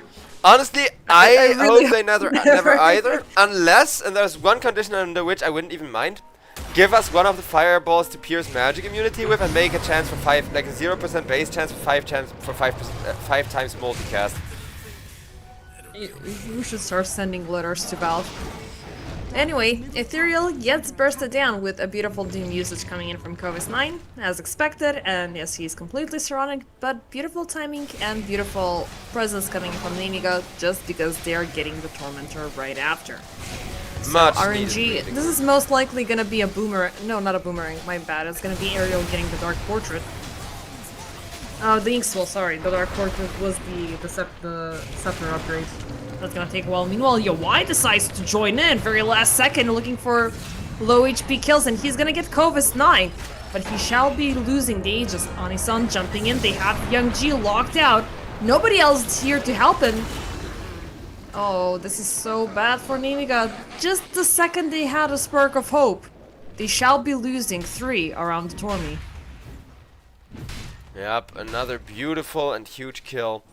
Dire's As Nemiga let's be real, 2 games in a row where they just didn't have a hard carry. Like, this is 2 games in a row where they just failed to get the safe lane online. That's really where I see the issues arising, because unlike game number 1, Netty Narwhal, he did exactly what I was hoping he would do. He learned from his mistakes against the Largo. He learned how to play it better against the Largo. But it's still not making any difference when you're effectively playing 4v5 until your carry is finally online. Yeah, but again, that is just one hero, you know, being addressed. Nemiga, they were obviously struggling with responding to these carries that RE are bringing in. And I don't like it. I mean, so far, this tempo from both games, this leitmotif coming in with Nemiga just slowly cruising for a bruising. I'm really hoping that they're gonna get a reverse sweep, but it's all coming down to how they draft things out. Like, the core of the issues starts stemming from there. You know, their gameplay is not necessarily bad, but game number 1 and now game number 2, they need to stall things for a very, very long time. While RE, at least their carries, is just persevering and melting everything he can find across the entire map space. I don't know, I'm very worried here. I want to see something better, because this is indeed a grand final of the entire season. I mean, Nemiga, again, I'm not blaming them that much. They are playing how they usually play. They're not throwing, they're not tilted, nothing like that. It's just that I'm kind of starting to see how they lost so many games against Rune Eaters in the past. It's just these 2 play styles. It's like rock, paper, scissors, right? Nemiga, they like playing that kind of vague power curve, let's just say, where if they go well in the mid game, they come online. If they go poorly in the late game, they come online. Natty gets caught up on Koot. He's not gonna get the second connection. The Rolling Thunder gets off. Soulbind in the back, but can they follow it up with something beautiful? Double grip, Waveform, and Onisan. Both of the supports are looking to suffer, but can Nemiga get something a little bit stronger? Answer will be no, but this is somewhat satisfactory, given that it was RE invading first. Yeah, it was an okay response to a lot of aggression. Speaking of a lot of aggression, the bottom tier 2 almost goes down for that, having to be defended by the Pangolier with just a sliver of HP though. As Yowei, even if they lose the fight, he's gonna go split push. And you need to find more than the supports, like you said, because look at that gold difference between Yowei and everybody else. Somebody shut down this Nature's Prophet before it's too late. Yeah, for sure. I mean, right now he can just throw anything to the fire, because Yowei, he's in a fit shape. He's got the level 4 of the Treants, he's got a lot of items, he's level 18. And he can just rotate across the map, split push. And Nemiga, yeah, they could be temporarily happy that they got a little bit of something, but they're going to be losing a lot more on the long run. Similarly to what just happened to Janter. Well, supports at this point from neither side are long for this world, because if we look at the net worth, even all of the other cores are pretty freaking rich. Like, sure, you can say that Ethereal and Young G are poor, but by comparison, they're still not having that horrible of a game, right? Because it's still pretty early into the game. It's just feeling horrible because the mid tier 2 has already fallen, the bottom tier 2 is almost down. But the moment that you can stop this push, there's still a lot of time for things to change. You just gotta stop with the pushing first. And I think that's what I was about to say earlier. These 2 playstyles, like Nemiga, they love adapting. They love, you know, having an ambiguous power curve and being like, oh, the enemy is playing for the early game, now we're playing for the late game. Oh, the enemy is playing for the late game, now we are playing for the early game. Here, though, it's Nemiga that, yeah, get adapted around instead. I mean, like, given what happened right when you finished that sentence, I was like, what Nemiga are doing is just cute, right? But in reality, RE are just stomping over them at any granted opportunity.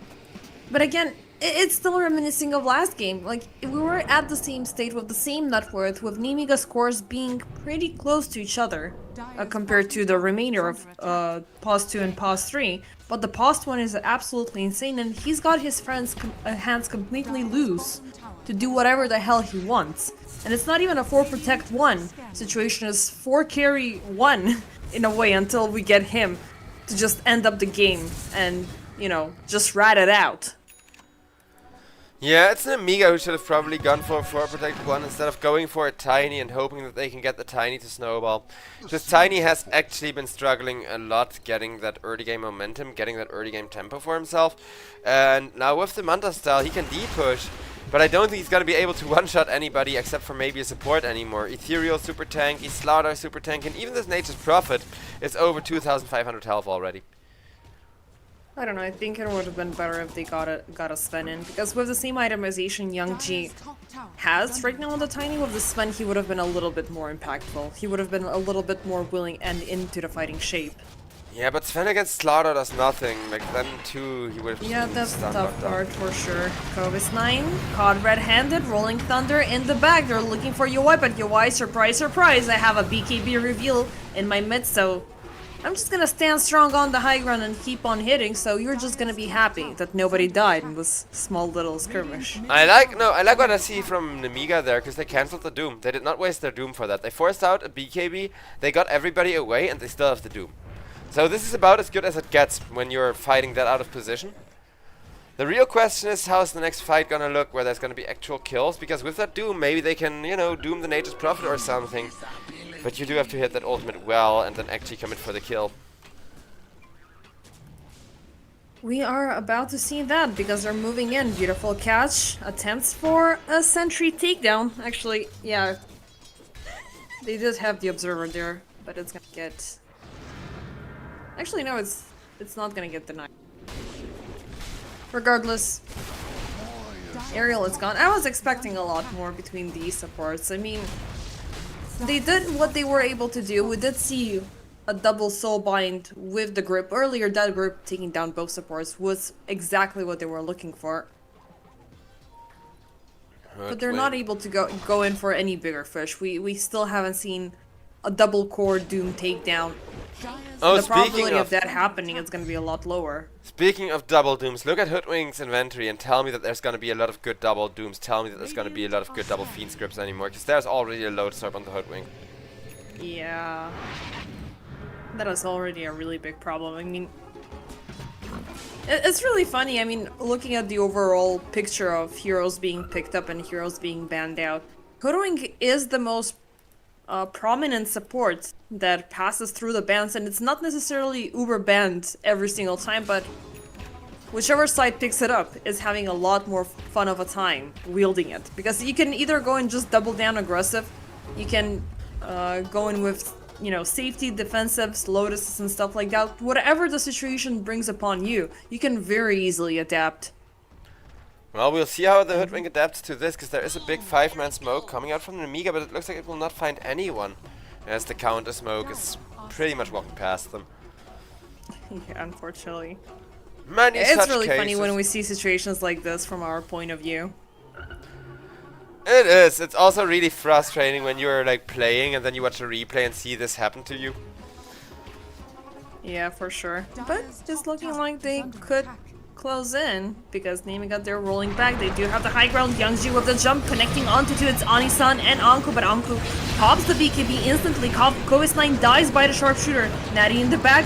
He's kind of locked down, not able to keep up the connection onto YS. He's gripped up, but Janter, he's not gonna cast that for long enough. His waveform takes him down. Soulbind a tad too late. It's just not Natty. It's just Young G remaining to fight, but Anku will get the lock, get the kill, and take him down.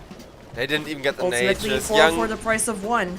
Young G, really good fight from his end, I will say. But man, that cursed terrain for the Pangolier was just a death sentence.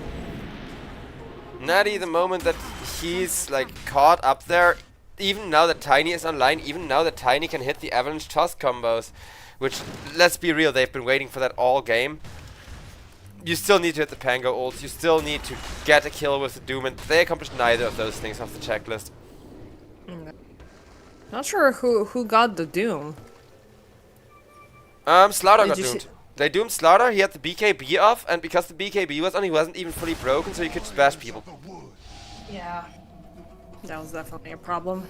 He walked back till he realized, like, oh crap, I'm still almost at half health, and Doom is just taking me for this little. Walked back in again, and, like, went for a bash or two. Really nicely played there, but also a big waste of the Doom ult. I don't know, like, they didn't even get both heroes within the setup, because right after the Avalanche, that BKB went off. Maybe they were hoping for a better lineup of those lockdowns, but again, they're a little bit limited, you know?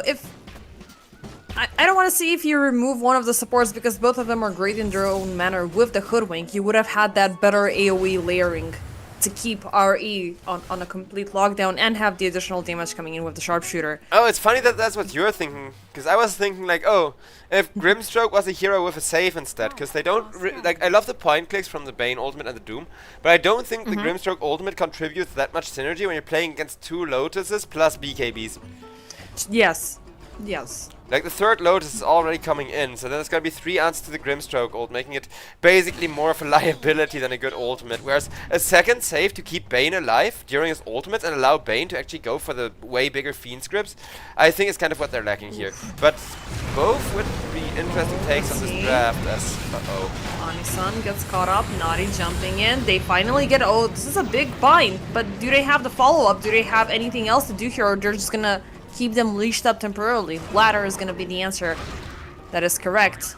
Only 1 support dies so far. Now it's gonna be RE on the chase. Youngji turning around, popping up the double avalanche. They're looking for Ethereal. They're dropping the Largo severely low, and they will make the catch. But UI in the back, he's harassing the supports. He's harassing Kovis9 as there was the Lotus throwing the Doom back at his caster. Youngji, nice avalanche towards waveform kill. And it's gonna be... Oh, it's gonna be a team wipe. Anku, beautiful find. Youngji as he's lurking in the trees, but no! Oh, the toss! Youngji's There's online! gonna be 1 extra, but it's so low. But UI, he's looking for him. He's looking for him. Nature's Prophet He gonna wants find the tiny. him. He wants him dead and gone. Look at it, like he's moving the TP every single time. Dire's middle He eventually gets connected to the avalanche, and he loses sight of poor old Youngji. That fight was insane, but yeah, Tiny is online, and in that 1v1 he also kind of got lucky with the crit, I gotta say. But Young G gambling it on that luck and living means he got 2nd life, can live to contest this Roshan, because Roshan is gonna be the final nail in the coffin, and not letting them get that is kind of what keeps the comeback, keeps the dream alive. And with amplified damage, like Nemiga, even if they had the numbers, they cannot respond to this. Even though they are moving towards the direction of the pit. Now this is a little bit of a concern, as there's vision from RE, and they're looking for somebody just to show up for the swift execution. But no, okay, they're not gonna go for it. They're not feeling that impulsive just yet. Which is still a good sign, like Nemiga, they are slowly being pushed in. Now a little bit more compared to the early stages of the game. But they're not doing something necessarily overly impulsive, you know? They're still not having that mentality. They're still being calm to some extent. So maybe we're gonna see some good high ground defense, but against now UI with the Aegis. And with the Satanic as well. Yeah, the thing is, Nature's Prophet wants to hurry, because he's gonna be 6 slotted soon. And Nature's Prophet would definitely prefer to, you know, not lose this game due to scaling. So he's gonna walk up to the high ground, start hitting it, but you've gotta kill the Nature's Prophet twice. And his damage output is just truly insane. I also love that he's going for the last item, Daedalus, because Tiny, he lived and got a double kill out of being, like, lucky with the Crystalist. So now Nature's Prophet is like, okay, you know what? If we're gonna gamble it on luck, I'm just also gonna get a Daedalus, and then I'm gonna crit you before you can avalanche me. And hopefully my crits are gonna heal me up a little bit faster in case things go that dire. I mean, he does have the Satanic, so yes. Yep. As long as he actually gets lucky on the crits, Nature's Prophet is a whole different beast. Youngji though changes his mind. He's not gonna go for the AC. Instead, he's gonna go in for the butterfly. I love it. Tormentor, meanwhile. Unironically, I love it, because he has like 50 agility right now. Let's do some math here. I'm a big Tiny Butterfly fan. I've been building that since the Dota 1 days. Because that would put him at almost 100. What was the old name of Butterfly? Was it still Butterfly? Yes, it was. Yeah. Butterfly was one of the few things that hadn't changed, because Shadowblade and a bunch of other items had like lore-related names, but Butterfly, it already relates to the Warcraft lore, and I would love to explain how, but then Blizzard might sue us, so... We're gonna see, but first off, it's gonna be UI making the stance. Chanter, oh, beautiful toss forward. It's gonna be the Bane being safe. Anisan going in for the deep dive as Youngji. He's left out into the fray, completely surrounded and dead and gone. No buyback available. Kovis9 again, the Doom into the Lotus. Oh, they just signed off their death warrant. Nemiga. There goes the high ground defense. There goes any chance to salvage this game number 2. And yeah, I do agree with Yoshi in chat that this is quite a a quite boring grand finals, and I do hope, because right now there's no point of talking about game 2 anymore. It's looking more over than it was a couple of minutes ago. So what are our expectations for game 3? I need something. I want to see Nemiga. I want to Hyper late game understand 4. how they Well, got it's not here. my expectation. It's more so a 1, right? This is what I'm writing. Like, dear Nemiga, I've been a very good caster this year. Please, this year, bring me a hyper late game 4 Protect 1 draft. A Slark, a PL. We've talked about those heroes, right? That are only good if you shut down all possibilities to counter them, and that's the reason why they get banned so often. Or Lone Druid even. But give me one of those hyper meta heroes, because at this point you saw that, right? They force-staffed Yowei back into the enemy base for fun. Dire's middle barracks are under attack. Yeah, he just went in all the way, like for a little bit of a swim into the Dire Fountain. The Aegis is still present. There, he's pushing in for Megas. Like he's having a wonderful day. It's a great Saturday for UI so far, and the team are doing Saturday? a very good job. I thought it was It's Sunday. Sorry, yes. Okay, no, it's you had me Sunday, really yes. scared there. Yeah, I know you have work after this, so I mean it's gonna be great for you if it ends up with 3-0, so you can focus on D&D. But it's like. It's sad. Yeah, I was I'm about to say, expecting this more. is not I want to great. see Nemiga's fight. I want to see a struggle. I want to... Again, show us how you got here. Like, you came in from the lower bracket, and the lower bracket is the field for survivors, man. Just, I know Cheeky Bamboni, they won last season, but you can take a game away from them. You can do something. Not look at this massacre coming in from Yowai, just pushing in targets back into the fountain. Kovis 9 cute BKB. He's not gonna die though, thankfully, but let's see. Naughty jumping out. They cannot do much. They're just prolonging the inevitable. They're only able to commit with one hero at a time because the rest are still healing in the fountain. Yeah, but even then in the fountain. it does Okay, not they mean will you're land guaranteed at to least live. one Doom, but Kovis 9, he's gonna get sniped right after. Ethereal being thrown back and forth, just flying across the dire base. Janter, not gonna get back. Or will he? Yeah, he's not. Oh, he killed himself on the Lotus. Oh, again, you said it. The tip. Lotuses. The tip. The 3 Lotuses. Lotuses. There's currently 3 Lotuses, unless Night's Prophet built one as well, or... And there's the second Huh. GG called up. Nemiga. They are losing currently by 2 maps versus RE.Arise. I mean, I don't know. I think we've said everything that we could have said this game. We were hoping for a miracle. We were hoping for Nemiga to strengthen their grip around their heroes, but RE, they were super punishing early on. They yet again allowed UI to have a beautiful game.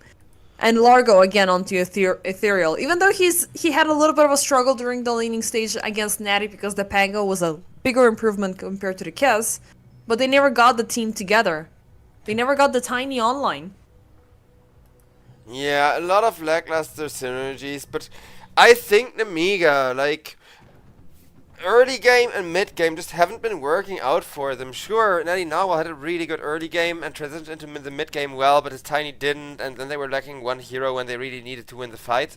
So I really hope that they go for 4 Protect 1, go for a 1 position like Phantom Lancer, like I said, or Slark, or something, even Luna, something super greedy for Young G to just AFK jungle with, basically, while his team does the fighting. I think that is how you get under Rune Eater Arise's skin, just because of their signature playstyle, just because of how Rune Eater chose to approach every single team fight. But I agree, there's not really a lot more to say. So, ladies and gentlemen, we're gonna see what the drafts have in store for us. We're gonna head to a little bit of a break, and hopefully these finals are gonna turn into at least a little bit of a comeback, maybe even a big one. We'll see in a little while though.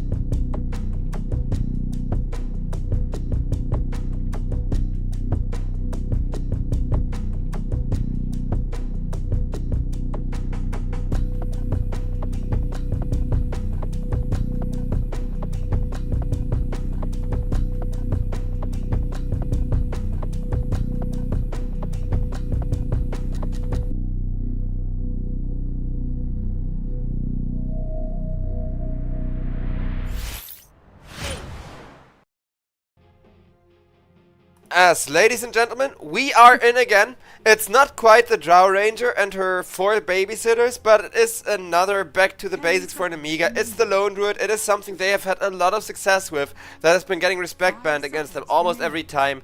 And this time around it's being let through here to instead ban out the Treant Protector, which interesting respect ban from RE.Arise. We're gonna see whether it's gonna get punished, because I think this Lone Druid is looking good. I think this is the most solid draft from Nemiga we've seen so far because of it.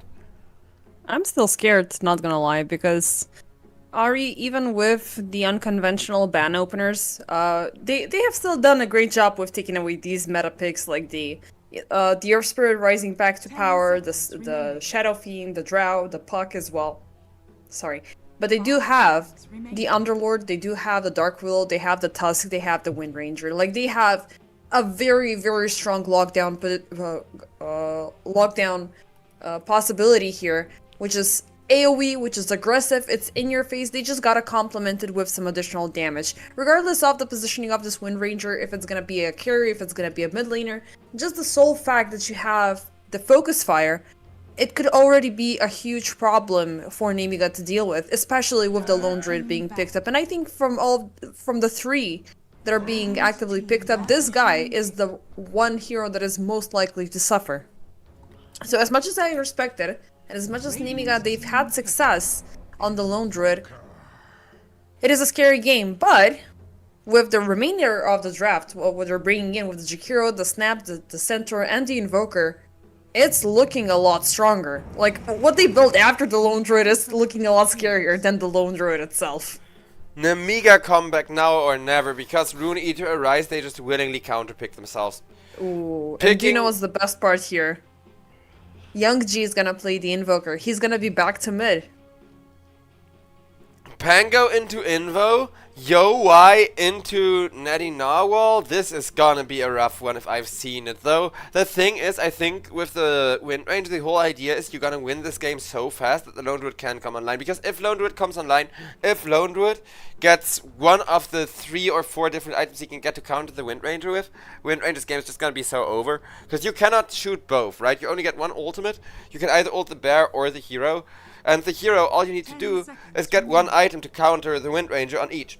So if you have like a sheep stick on the real bear, and on the like summoned bear, you put an MKB or a Bloodthorn or anything of that sort, Wind Ranger no longer has a game. And I know that requires like 2 expensive items spread across 2 different units and a lot of skill and execution to make it work.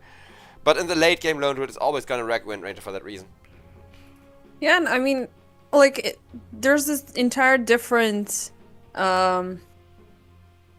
what was the word that I was looking for? Like, an entire different motif in terms of how these two were drafting. Like, RE.Arise were looking really scary to open up with, and then it just kept on going on a little bit of a downfall. The Pango I like the least here. The Wind Ranger will eventually fall off, but when you, and I always keep on saying this, I feel like it's always been an issue in my head, and it does seem to be as such in game. You have 3 heroes that like to stack targets all together, right? And Wind Ranger could potentially bounce them up with the Maelstrom, with the Mjolnir she's gonna get eventually. Pango is just drifting targets everywhere. Like he's throwing them off, he's putting them sometimes even out into the fog of war. He can get stuck very easily, so this guy is a problem. And this hero is a problem, and we saw it earlier, what happened with Natty. So ultimately, and in contrast to how Nemiga were drafting, they were just, you know, ultimately improving, with the final pick being the Invo. So I want to see a good performance, because this is by far the best draft we've seen from Nemiga. I couldn't agree more. I really hope this is going to turn the series around, that we're at least going to get like more than 3 games out of a best of 5 grand finals. And yeah, I'm really hopeful, though I do kinda still like the Pangolier. I think I like Wind Ranger a bit less than the Pango, because Ethereal, at the very least, even though they pick it into the Invoker, it's great against the side lanes. Like, both of the side lanes get absolutely shut down by an early Rolling Thunder. So if they're going all in tempo, if they go full 20 minutes end or bust, then the Pangolier can still pull its weight. Whereas Wind Ranger, there's always other aggressive early carries that can do the same thing without being as easily locked down or as easily kited around by the Lone Druid. Because Lone Druid can literally just make you run away during your wind run and waste all of the precious evasion. And also you do have the upper hand that as a Pango, you're moving actively across the team fight, so you're never gonna be locked up into the macro pyre. You can waste up the Mortimer's Kisses, you can waste up all of those big support spells that Nemiga are bringing in, and also given the fact that they're really squishy, you can also kill them in the process. But looking at things on the long run, like if the center has a good game, if Youngji has a good game, which I'm definitely hoping for this Invoker to have an all-in-all global presence even during the laning stage, it just could be very scary of how they set things into motion. Yeah, the instant smoke breaks though give away exactly where everybody from Rune Eater is, and at level 1 Nemiga do not have the ability to fight, so they're just kind of gonna wiggle on out of there, make sure they're in the perfect position to get into the lanes early, to get the runes they need in order to roll into this game well, and I think things are definitely looking good thus far. I really want to get to the point of, you know, seeing the workhorse with the Invoker combination. Like, that would be insane. And that would also give you that very strong high ground defense, that high ground pressure. Begins. Maybe you can allow RE to feel a little bit overly confident given the fact that they do have a 2-map lead. So they can start pressuring up early, but you can fight them back if you're playing out at your own game, at your own tempo. But again, looking at Natty, so Natty right now is gonna be playing carry. Good lone druid game, AFK farming, he's gonna strike back at you and he's gonna mess up your life. Yeah, and as for the workhorse, I do think the workhorse can come in really well to protect the lone druid as well, so I would not be surprised if Centaur goes for that not that uncommon Heart of Tarrasque into Aghanim's rush build, right? Because rushing the Heart after Helm of the Dominator has been paying off a lot. And I do like that build if you're intending to play around the workhorse, if you're planning to get Aghanims and then the Blink Dagger, just so you can save Lone Druid before Lone Druid has to get his own Aghanim Scepter, to kind of extend the usability of the Lone Druid. But also the overconfidence, like, we know, everybody knows that is watching this game, I think, at least everybody that plays regular Dota and isn't just here to bet on them, knows what Pangolier can get up to, and knows that this first side lane Rolling Thunders can be absolutely game ruining. So I think everybody's going to be playing around those, and Ethereal, he definitely has his work cut out for him. So definitely a very huge responsibility weighing in on Young G's shoulders. Not sure how warmed up he is to play mid lane, but we did spoke about this earlier. We have two players that are flexible in terms of their roles, so maybe this is gonna be that imminent surprise that Nemiga have been building up for 2 games. Anisan looking low is gonna get rooted up by the bear, and first blood is drawn as Janter takes down the poor Dark Willow. And they should definitely be looking forward into punishing this combo, because we do have the Pit of Malice present, we do have the Firestorm. Thankfully, it is so far the Shadow Realm, but once we see the Rambles, Janter could easily die here, and you don't want to feed the Jakiro. Well, you wanted to Feed see away, the Underlord basically. all day. There it is. I actually agree that here Underlord isn't a bad choice either, because again, they're already committed for aggression. They're already committed for ending this game early. Falling off is not an issue when your entire team falls off anyways.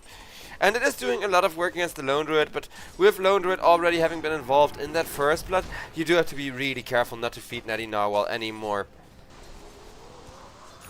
Let's see how are things going on to the other lanes. Down bottom, it's UI and Waveform once again. Tusk and Windranger versus a Centaur and a Snapfire. Now this is also a very deadly combo coming in from Nemiga, just because they have the double AoE stun lock.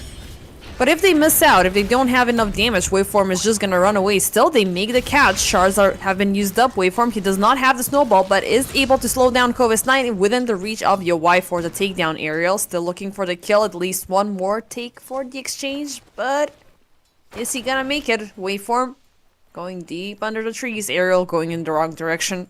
Eventually, nah, he's not gonna find him. Waveform takes away the Lotus.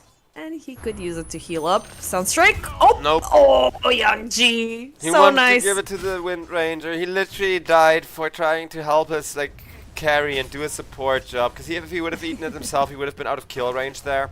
But I can really use that Lotus, because having mana for a power shot is really important, and being able to use those power shots to last it is what's getting him really freaking fed already. So both of these carries are having a good lane right now, and over on top lane, Ani-san, he's gonna make Lone Druid's lane even better.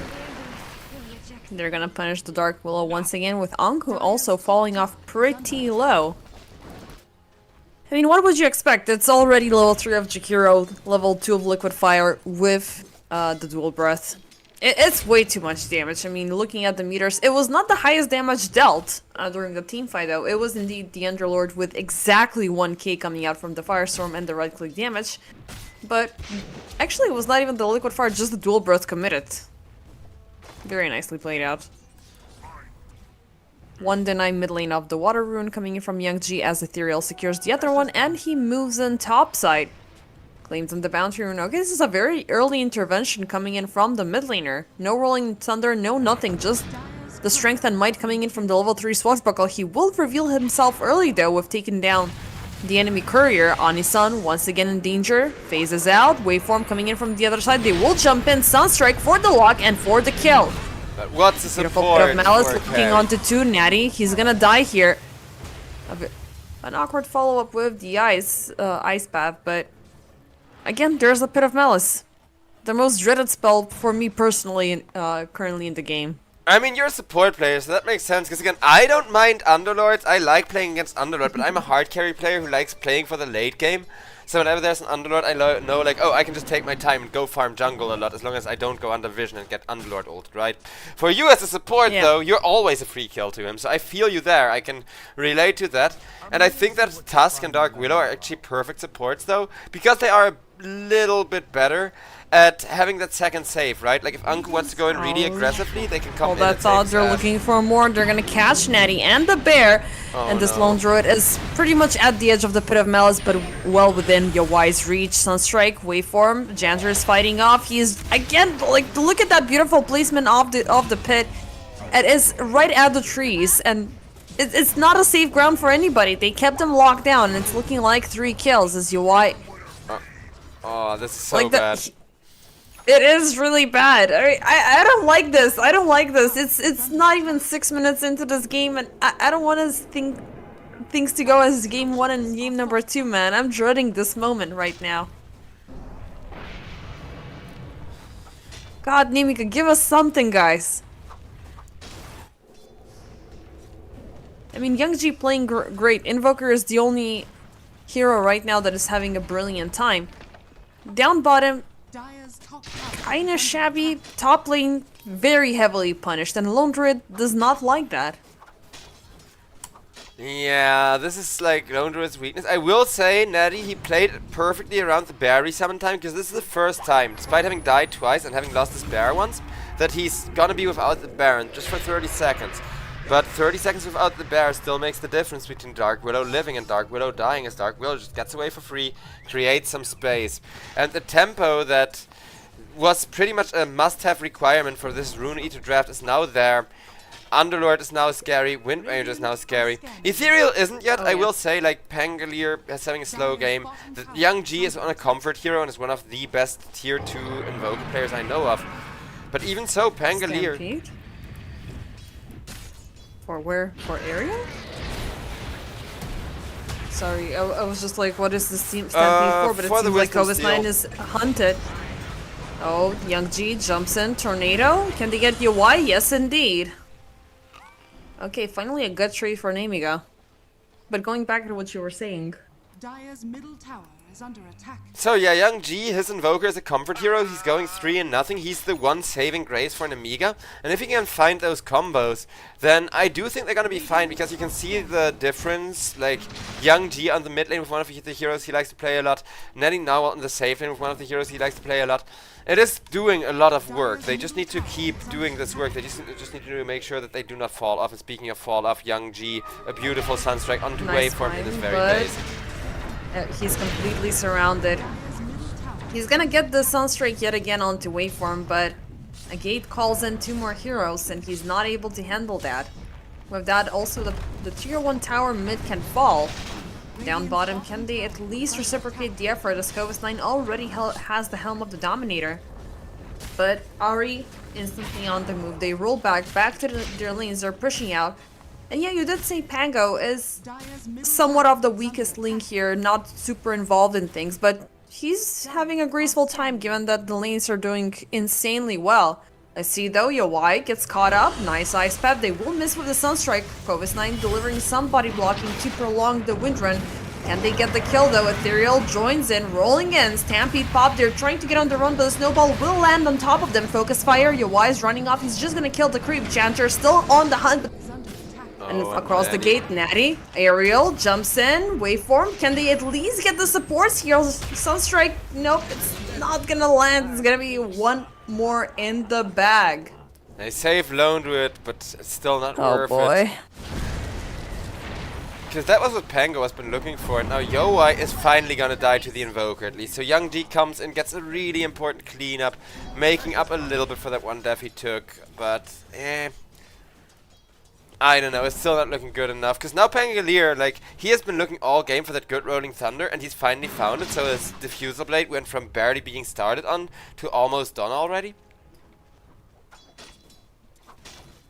Yeah, just because he had one good team fight coming in.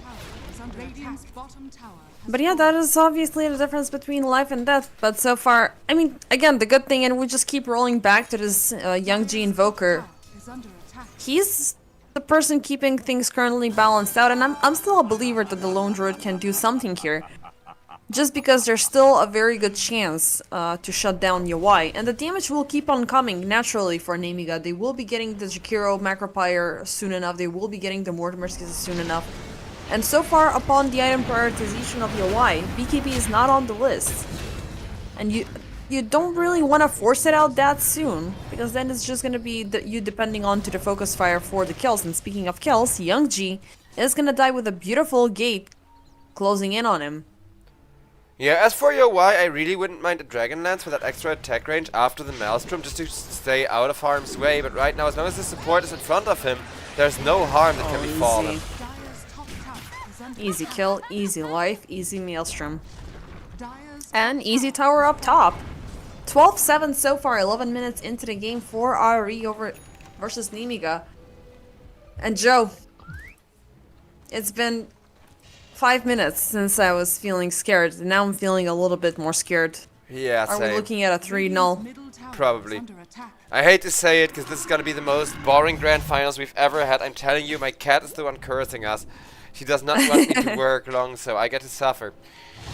But, Ethereal looking for more. He's going to be put to a stop, but the RE.Arise will land. Waveform keeping up the chase. Stampede popped up, but Aerial, he's still out into the fray.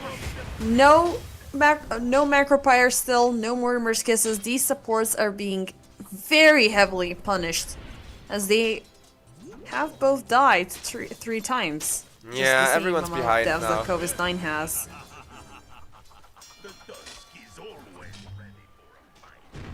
Same scenario as game number 1 and game number 2. There comes a point, but late game, not mid game. So they do need to actually get farm on this Lone Druid. They are starting to finally get him his Maelstrom, but still at the cost of Shakiro's life and a stack immediately being taken by Anku.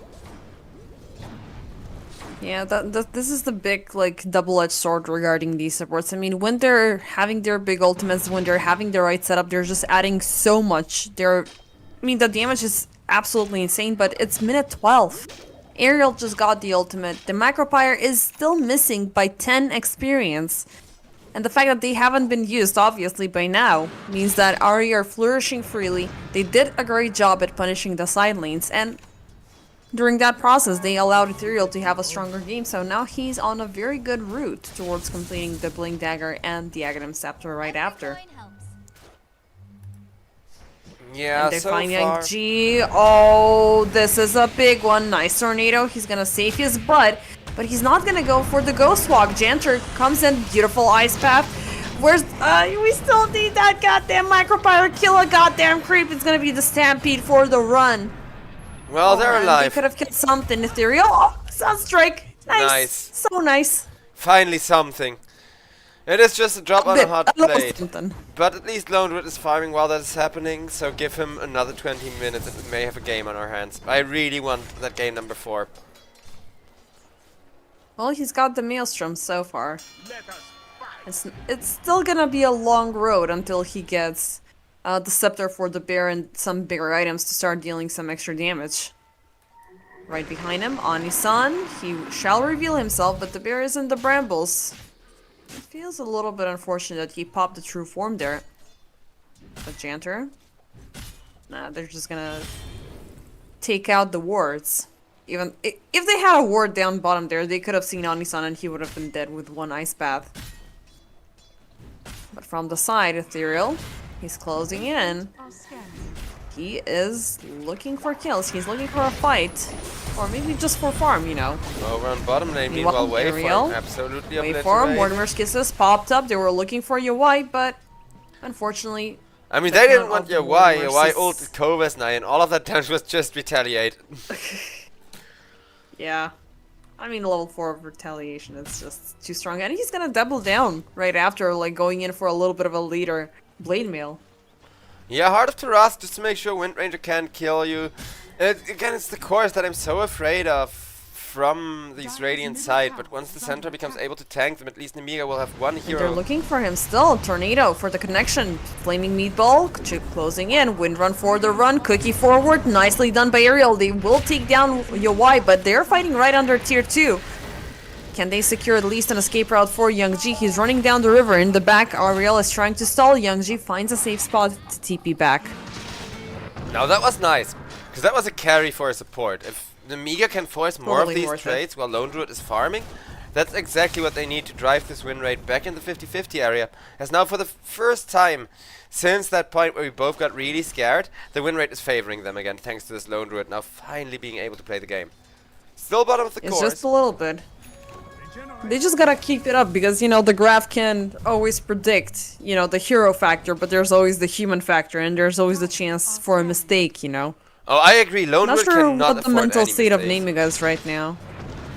It's Nemiga. Like they're one of the few teams that don't tilt. Again, they learned their lessons from these games, and I think now changing it up once again by swapping around the Lone Druid and the Invoker, and you know putting Young G on the mid lane instead. It feels really comforting here because that means they haven't given up yet. Whether it's gonna be good enough, we're gonna have to see though.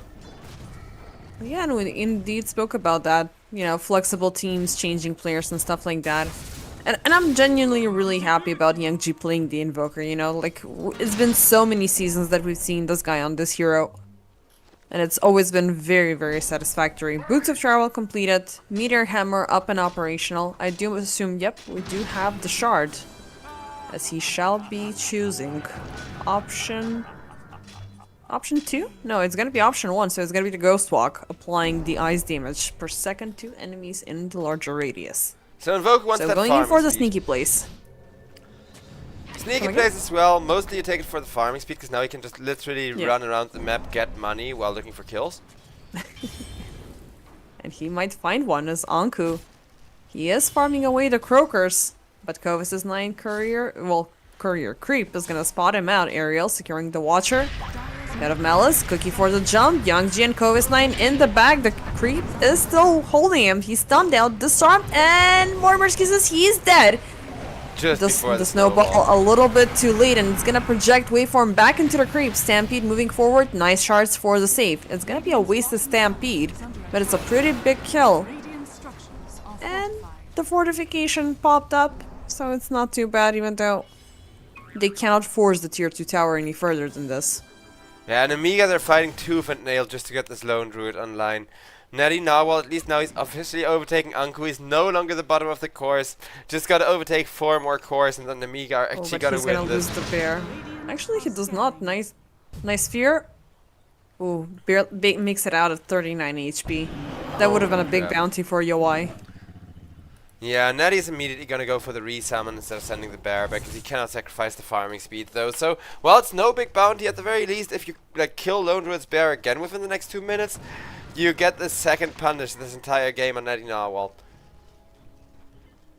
Maybe they can look for the remaining heroes because there's still this, you know, good map space controlled by RE. You know, they have the vision around the dire triangle. Well, not the dire triangle, the jungle part. Up north. Tormentor time in about 1.5 minutes. So that might be a subject for contest next. It looks like they want the Yes. Lone Druid, or at least his bear. Oh, they find the bear yet again, though. Given the fact that he still doesn't have the Aghanim Scepter, that means Natty might be in the vicinity. Ethereal with the Blink Dagger reveal. He's gonna pop the haste rune now, looking at Radiant's bottom. bottom tower Yeah, he And at decides to bottom- hold the ultimate for the bottom lane instead of using it on the lone druid there. Personally, I would have immediately dropped it on the lone druid because of how terrifying that hero is in this patch. But maybe they can get enough out of it to make it worth saving, I guess. They were looking for a bot, but Young G, he got the swift getaway, and it's only gonna be Janter that they're satisfied with. And this hero has absolutely no problem with taking the hit. Yeah, It's a type of hero that's always gonna be the punching back. exactly. He has this macro pyre. Like, the late level 6 is a bigger deal for him than having 5 deaths. Yeah. I mean, he didn't get it until 12 minutes. Radiant's top tower Compare that to the supports, Anisan and Waveform. Waveform is at level 10. I mean, Ariel, yeah, he's at level 10, but Anisan, he's gonna close in on 10, while Janter's still at 8 3/4. Now that's a little bit of a problem. Also, This Arcolo has been quite proactive. the early BKB is being built by Invoker, so you are right in that they are gonna force it out that early, because Nemiga, they just need to get Lone Druid online, and if they can do that, it's gonna be huge. Focus fire for the Tormi. It's gonna be a swift takedown, and Anisan getting the crown with the Brambles. Now Nemiga though, they're moving as 3, smoked up down bottom. Dire's bottom They're looking for something after the Stormenter Aftermath is Ethereal. He's gonna pop the Rolling Thunder. He's looking scary right now, but better not be super out of position. It's only Waveform that they're gonna get in the trees. Still okay for Rune Eaters. Nemiga, I wish they had been playing this aggressively from game number 1. But True. Lone Druid, at least, as long as he keeps farming, I don't think Nemiga are too worried. Because right now, that's the entire name of the game. Get Lone Druid farmed, get Wind Ranger to fall off. Wind Ranger went for the Mantis Star before the Mjolnir, but is now gonna have her first 2 big items, making Yowai a lot harder to deal with in the team fights. We're gonna see whether it will make enough of a difference. Janter, once again. I mean, not sure if it was a self-sacrifice or an honest mistake. Meanwhile, topside, Young G, he is gonna secure the Shrine of Wisdom, but gets spotted out by Anku. Morimerskis is flying in. He's gonna pop the upgraded gate. Ooh, this could be bad as they're fighting on a very tight corner of the map. Ariel gets punched into the air. Young G trying to get away, and no, he's not gonna go anywhere. Oh, Nemiga. That was very poor decision making from Nemiga. I mean, yeah, they did secure the shrine, but at the same time, like, this spot, like choosing to go over the bridge when you know the enemy is so freaking close to you, it's Radiant's middle tower is under attack. an insane mistake. Yeah, it's gonna cut a lot into their win rates because Young G was a hugely valuable kill. And they're already forcing him to build a second item, BKB, right after the Boots of Travel. So I don't think Young G is happy with this game, because if he would have hit that one Sunstrike there, which, let's be real, is pure luck in a situation like that, at least his death would not have been for naught. Then you can say, worth it, we got a Wisdom for, you know, trading a mid lane for support. But you can kind of see just how overwhelming the aggression is starting to become, because Ethereal, every single team fight, he's there. Every single team fight with that Blink Dagger. Now he's gonna be like, ooh, but I want Rolling Thunder. And when he finds it, it's gonna be huge. This ain't no hayride. And up things are bound to get worse because they already had the Scepter reveal on the Underlord. Next time he's gonna pop up with the Blink with the BKB. So you have that amount of ground control. Yes, Young G is gonna avoid it, but he will be forced to possibly pop the first 9-second BKB in a defensive manner, ultimately robbing him away from any big potential for Nemiga. But let's see now with the double smoke up. Can they at the very least? Well, it's gonna be a support kill, something that I mean, Anisa is willing Janter to has die been the there. recipient of all game. Because look at what's happening. They're roaching. If you just Yeah. lose support for that, once again, Rune Eaters, they make like a Nemiga think that Nemiga are getting their pound of flesh. And I mean, they are getting Lone Druid farm space. But really, they keep getting objectives every time. Be it a Torment, or be it a Roshan, or be it a tower. Or being Young G. Or Young G, yeah. I mean, again, at least they're not getting the Lone Druid, who's gonna have himself that Aghanim Scepter, so the bear is not gonna die anymore when the Lone Druid dies. Nettie Narwhal can now keep the real hero away from the team fights. That's worth something. Young G also with the BKB completed, so those are very, very big upgrades for Nemiga. But again, regardless of the upgrades, we've seen them die in very awkward situations, in very awkward setups. Janter, he will reveal himself, but it's gonna be the Morimerskis' setup right afterwards. Anisan, he will melt. Waveform will die right after, but guess what? The gate will follow up instantly. Ethereal is on the crime scene. Janter, they have Kovis 9. He's trying to get away, but the Pit of Malice will get a lock on him one more time with the Rolling Thunder. And he shall perish. It might be 2 for 2, but it's 2 supports for support and an offlaner. Not only that, with that cleanup and initiation, that was still way too many resources expended from Nemiga. Though on the other side, they are fighting like 4 versus 5, so Lone Druid should kind of make up for the difference. But I don't know, because YoY, 4 minutes on him without him dying is the issue. Like, the issue isn't bringing the Lone Druid online. Lone Druid is farming well. They're actually gonna have a carry this game for the first time all day. But now you gotta keep the enemy carry from, you know, winning the game. Yeah, pretty much. I mean, he's level 17, almost maxed out. The level 3 focus fire shall arrive, and that's definitely gonna be an instant killer. BKBs are right around the corner, but it might be a bad situation right now for UI as he's gonna get caught up, survives the impact, and that will be the Aegis secured, but Ariel not in a good spot. Tag team while drinking buddies taking him back, and down she goes. Yeah. Again, just Nemiga not being able to get the full execution. The setup was great, but the damage was not satisfactory. They cut their losses, but they don't get anything. They don't even get any consolation prizes out of these fights anymore. Janter, oh boy, this Jakira is gonna get caught up once again. Pops the Macropire with the Ice Path upon the face of Onisan.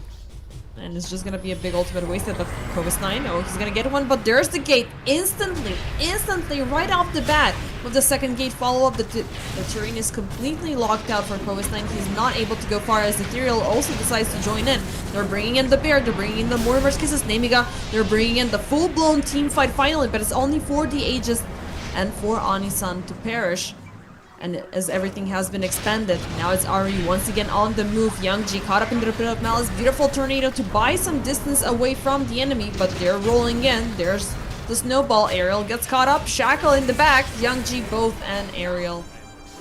Boy, oh boy. Natty, he can't join the fights with the Bear, so at this point it's just losing 4v5 after losing 4v5. And while the Bear, it's finally online-ish. They don't have the lockdowns to get the Bear on a hero right now. And Natty now is just gonna have to keep pushing, keep defending these lanes to make sure that they're not gonna lose objectives too quickly, because 10k lead is insane, and only when YoY is 6 slotted I can really see this Lone Druid make that comeback once again. Though at some point or another he will hard counter and outscale the wind range. I'm just not sure if they get there. I mean, the question is not of how, the question is of when, and it could be within a next 10-minute lucky scenario, it could be 25 minutes from now, it could be never. Because at the same time, yeah, we're looking for the possibility for this Lone Druid to at least keep the pressure off to one lane, playing some sort of a semi-Nature's Prophet sort of a game to keep this game balanced out.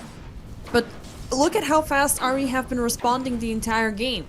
They see a big kill, they see a big potential, they are instantly dropping the gate, and there's already one more hero within the vicinity after that sacrificial lamb to join in on Ankup with the damage, and 99% of the time that is Ethereal. And Ethereal, I did feel a little bit scared that he's gonna be a little bit contradicting towards the combo, but he's there and he's executing, so that's ultimately amazing. Yeah, again, there was a chance for him to actually fall flat, to actually fall off, but we saw that first Rolling Thunder on the bottom lane, and that was the Rolling Thunder he's been holding it for, he's been waiting for, he's been teleporting for this entire time. So when he got that, it was basically secured that he would have himself a good game, and from that point onward he has not been disappointing, he has not been making unnecessary mistakes. On bottom, the gate has been popped, on the lookout for a support, but everybody's gonna get the hell out of there. Also, Youngji was present, but he's gonna linger deeper into the Radiant jungle and TP out. Tier 1. Still the shining star on Nemiga's draft. Still doing his best to keep things in control. Yeah, all the tier But 1s how are long down, can but Youngji push? there's still tier 2 towers, so as long as Youngji can keep defending those with the Ghost Walk, at the very least you can keep buying time for Lone Druid. At the very least you can keep hanging in there and hope that you just avoid the wrath of YoY. Because YoY, if we're looking at the net worth, the difference is still magnificent. If anything, the only hero catching up to this Wind Ranger anytime soon is going to be her own Pangolier, which is only going to make things worse. 29 minutes in. It's 28/16 with RE.Arise having the lead and with 11k net worth difference. So this is something that, you know, a two good team fights, one good Roche contest for Nemiga might turn things around and they can, you know, start boosting this draft a little bit further into the late game. But if nothing happens, it just could be yet another steady course towards a 3-0, which, again, I don't want to see that, but it seems like Kovis9, Stampede, Ethereal gets a lock. It's going to be a big ultimate wasted. And a very easy big kill. And this is the biggest target on the map. Yeah, he has buyback, so I think he may even come to regret using that ultimate there, because over on bottom lane, in comes Wind Range, it leads to support. Are fortified. The bear took a tier 2 for that, but I don't know. Let's see what the win rate says, because it is exactly 50-50 right now. It even Dota even says it favors Nemiga, which 52. I'm not really sure. It depends on how soon this win rate is going to be able to push again. Dire's middle tower. It could be soon. I mean, they did succumb under the pressure, as now it's the rise for Natty. They've been pushing out bottom for quite some time. But let's see what happens here. Natty's bear is gonna be caught up. Can he make the return? Guaranteed not. Unfortunately, not. It's gonna be 345 gold for Waveform. Natty's total downtime on the bear this game is now 40 seconds, minus the time he was dead. That's Does he have still the bear pretty for the impressive. second time? Okay, he does. Yeah, he had it for Smoke like up. 10 seconds left on cooldown. But if they kill it now, then it may be enough to end the game. So Netty does need to be very careful, and I don't think we're going to see him voluntarily really Oof. join into the next team fight. I mean, with the smoke coming in from RE.Arise right over the bear, this could be bad. They spotted it out, but Nemiga also have a smoke of their own, but they still instantly initiate Shackle up with the snowball, but Y is right in the middle of the lane and gets caught up and obliterated. But the rest of the crew, they're there. Anku leading up the siege, bear dead for a second time as Young G, he's being pushed in the back, relying onto the BKB only. Gets the Ghost Walk and gets away. Kovis9 with the lock in the back. It's gonna be Anisan, but nope, it's gonna be Chanter instead with the follow-up. That being Kovis9. 3 for the price of 1. They may have gotten a big fish with a big streak. But again, a lot of resources for just one hero. Yeah, the moment his bear is dead, Netty now will literally just goes back into the jungle to farm up some more. Because he knows the entire team does not have the damage output to win that fight anymore. And that's definitely true, but Nemiga, I'm starting to doubt their late game capabilities, because with that the win rate is for basically the second time this entire game. The first time it was when they had killed the Lone Druid twice basically. Jump back in favor of Rune Eaters. And I don't think RE.Arise, you know, they're too worried about the Lone Druid as long as they know how and when to focus the bear. Because the moment that they see, oh, Lone Druid has just resummoned the bear, if we kill it now, it's not gonna be there immediately. That's exactly what they're gonna do. That's exactly what they're gonna play around.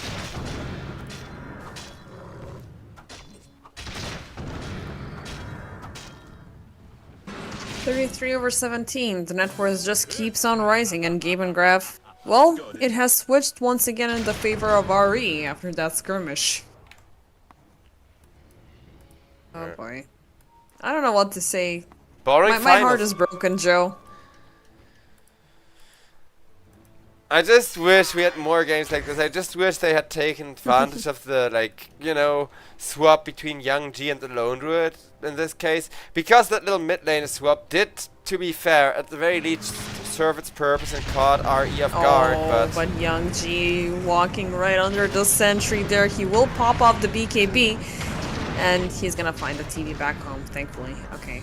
Lucky, because But that's yeah, what definitely would the almost certainly switch be best. did help them out big time. Young G falling back to his mid lane place definitely it improved things for Nemiga. But yeah, this would have been better if it were game number 1. Yeah, but I also really enjoy the Natty bear doing so much work. Radiant are scattered. So far so good. What does the bear have currently? Okay, she just got the BKB. Aghanim Scepter, Orb of Blight, and then it's gonna be the Silver Edge. Of course, the Mjolnir has been present for quite some time. On one end, we have the Tormi, being contested by Nemiga, while RE.Arise are gonna go in for Roche number 2. Sunstrike maybe for some extra gold for my team, but nope. You guys are way too far away. Maybe you would have had a chance if you decided to go face first. Yeah, this trade, it Into kind of RE. sums up the issue with this game, because every time that Nemiga go for a good trade, RE just somehow get themselves the slightly better trade still.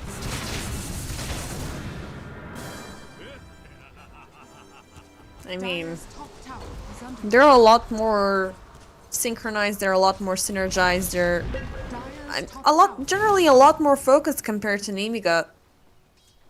Ultimately, I'm not really sure what is going wrong with this team, and I'm still looking for that miracle play because they're not necessarily falling off as dreadfully as they did in game number 1. So we are still seeing some big items popping yet slightly late, but they definitely will make an impact if used correctly. Now that last part of the sentence is the crucial moment. Nemiga, they've been throwing themselves into awkward situations times after times again with, as you said it earlier, they might get one small win, but somehow RE.Arise are getting double the better, output. At least Roshan's banner is dealt with, so that's something, but yeah. RE, they can take their time, they can wait, and then the moment that they see the opening to actually end this game, commit. Because they still have 3.5 minutes to do whatever the hell they want. Yeah, maybe they can throw out UI into the fray, like, hey, look at me. You know, this is an easy kill. There's absolutely nobody in the vicinity, to jump right after, because we know that you're gonna be overextending on your resources. But maybe Lone Druid will have the damage this time. Kovis9 with a log. He wanted to go for the Tusk, but a Swift Snowball will be there for the save. Thanks for Ethereal as well with the Rolling Thunder, but they are still playing around the center, and the fact that they're going in for the tankiest target first is a very ballsy move from RE.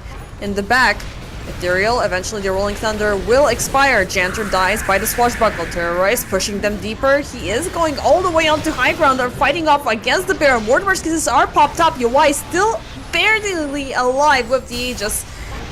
Oh boy, Ariel, everybody. Like, Anisan went in a little bit too deep there. It's gonna be the only casualty of war, alongside possibly with Ethereal drinking buddies. Oh, Waveform wanted to pull him out, but actually he's gonna walk right at the tower. Natty's bear still fighting off. We have the Lone Druid still bear. in play, but Oh, he does no. not have the bear. No bear for 80 seconds. 80 seconds. Boy, oh boy, this is disgusting what they're doing to them. Yeah, this is gonna be a 3-0, the most boring grand finals in the last 10 seasons. I will say, if nothing else, it is a testament to how incredibly strong and how incredibly tough Rune Eaters are looking here, though, because this entire season they've been looking very good, and now I wonder which teams are gonna be found that will eventually stand up to them.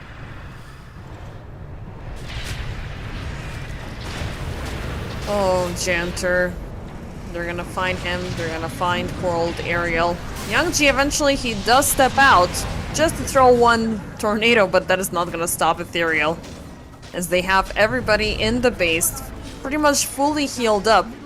1.5 minutes left remaining on the Aegis. Mid lane completely cleaned up, and buybacks are being forced out on Nemiga, as this is their last resort. This is pretty much The beginning of the end. the floor cracking right below their feet. Yeah, the beginning of the end.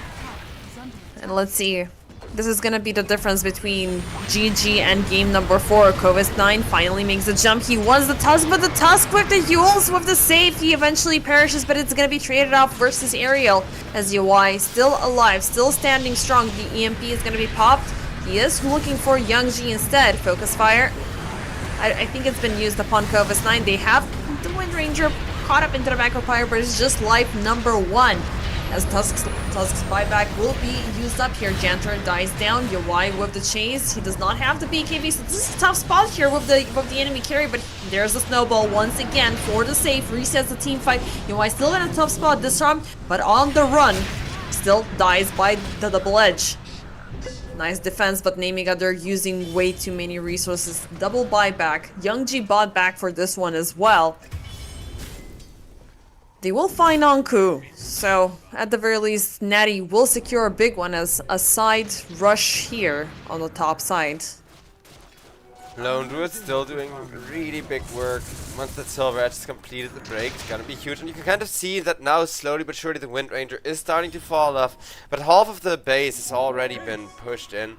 And it's one good fight that remains for Rune Eaters in order to close this out. So, not giving Rune Eaters a single good fight with how fat they are still looking seems almost impossible for Nemiga, but they're gonna try regardless.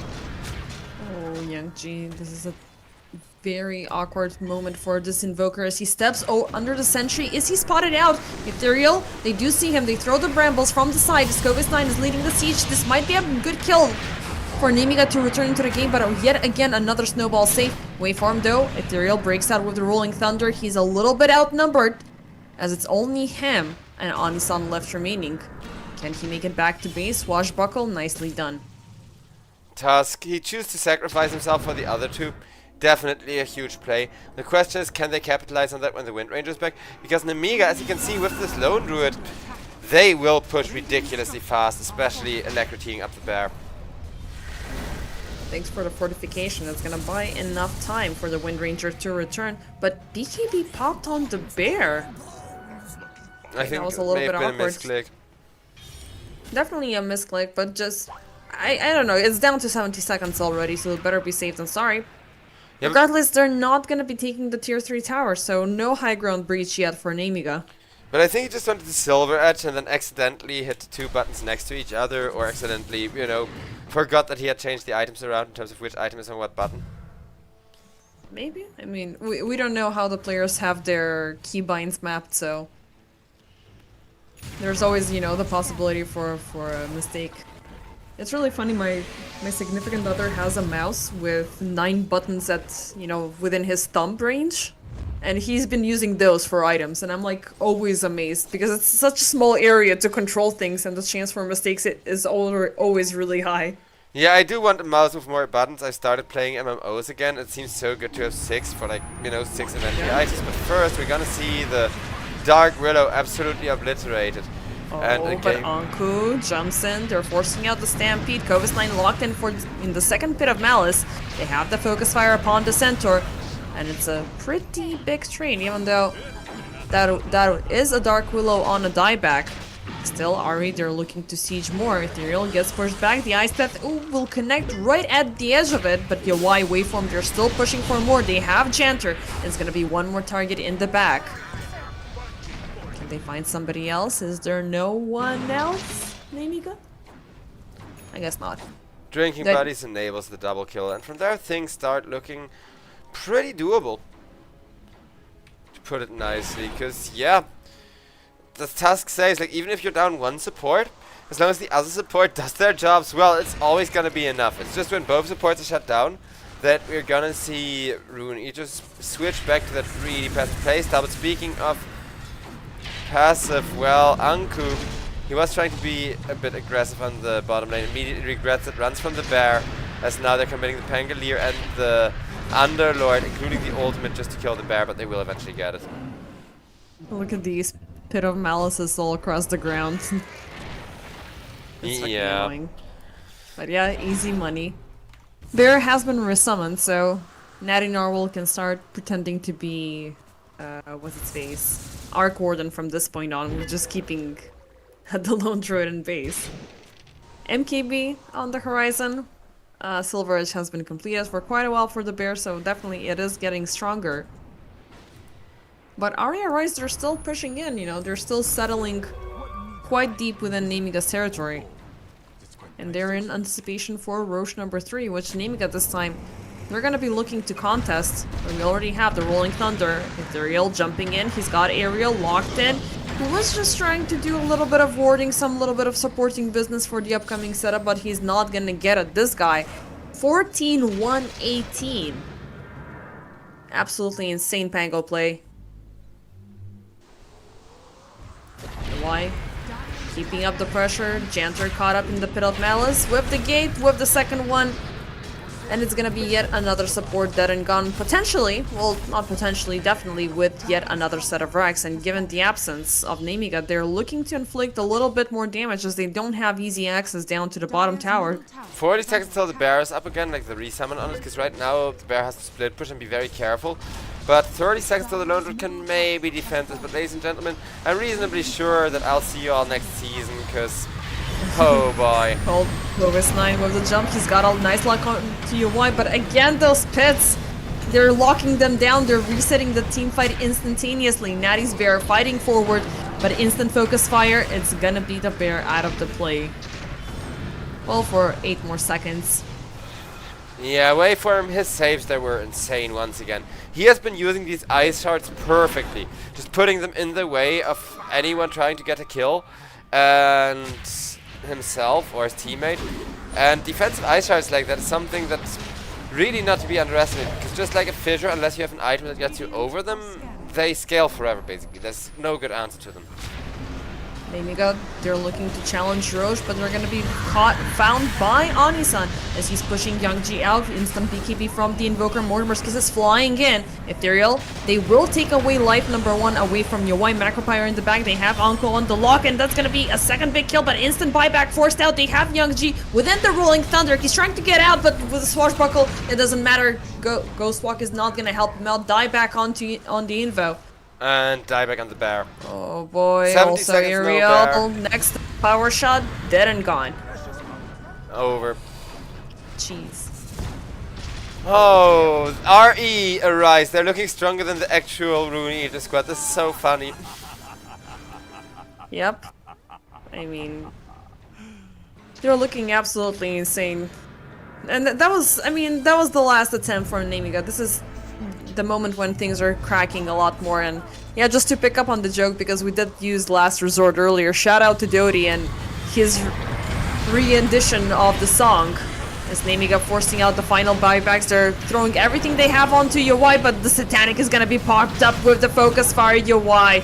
He just turns all of that damage into health as Clovis9 is gonna die down. Instant buyback forced out. Natty, he is gone. No carry, nobody. It's just Janter and Clovis9 here for the save. They're trying to put a stop to the aggression coming in from Ethereal, but he's gonna push them deep into the fountain. Get another focus fire Yowai. He's gonna go in for the fountain dive. A couple of seconds left remaining for the wind run.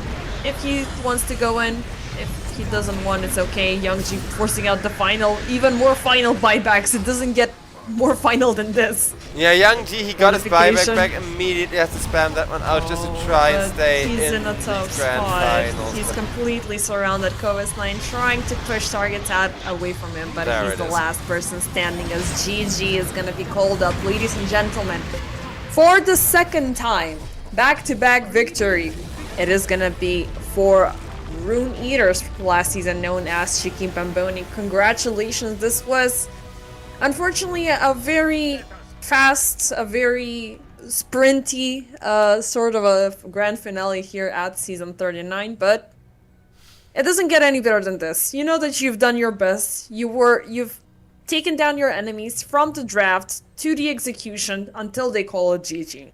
So you gotta be happy about this. yeah, RE, it's not that surprising. It's kind of sad that we have such a one-sided finals. However, I do think that this does cement RE.Arise as the strongest team in the EPL right now. And next season the stakes will be a lot higher, so we're gonna see whether or not they can defend this title some more against way stronger Yep. teams gunning for them. As for today though, And yeah, I just wanted to make a follow-up announcement because I think, yeah, I was just checking socials in the meanwhile, and we went live with the announcement as for next season. So it's not going to be a season. It's going to be something a little bit more exciting. So we are introducing the EPL Masters. It's going to be a $100,000 tournament, which is going to be, well, there's going to be 4 editions of this until New Year's. So definitely we're looking for stronger teams. We're looking for a stronger competition because with the underwhelming finals here, we're definitely having, you know, we got one strong team better already follow-up on the into the bright Masters. side. But yes, the big EPL Masters is gonna be a blast, and I'm definitely pretty sure that Rune Eaters are gonna be there for that. Because after today, they have definitely shown that they can play with the big boys. For sure. I mean, this has been a team which, I mean, they had their unfortunate history with them not being RE and RE being sent out with a new draft. with a new roster into bigger competitions, and these guys proving to be a lot better than the current RE, and then getting rebranded into RE.Arise. But also, there's been a lot of teams recently because with all of the tournaments happening, I see Modus, Liga as well. They've been competing in Tier 1 tournaments, so I really hope we're gonna see like a little bit more of an all-stars team, well, all-star teams showing that we've seen during previous seasons. Oh yeah, I'm definitely hyped to see some of those familiar names come back and show us how much they have improved since they've been moving up in the world. And again, we have one really strong team, Nemiga. We'll see about them, because again, Nemiga aren't a bad team by any means. They have made it in the top 2 of the season for a good reason. I just feel like against the true tier 1 level of Dota, they struggle a little bit too much. So, with that, Yeah, but at least we have a new... there's always room to learn. There's always room to improve. Yeah, Yeah, we're gonna be seeing you later. if any team is gonna learn from this, it's gonna be Nemiga. Next season is gonna be the Masters, so that will be really hype for all of us. At least something to look forward to. But ladies and gentlemen, Yep. I will be seeing you all. Thanks so much for watching and chatting and keeping us company, as there is of course a lot of tournaments going on right now. But I'll see you all next season. Peace out and have a great one. Bye-bye.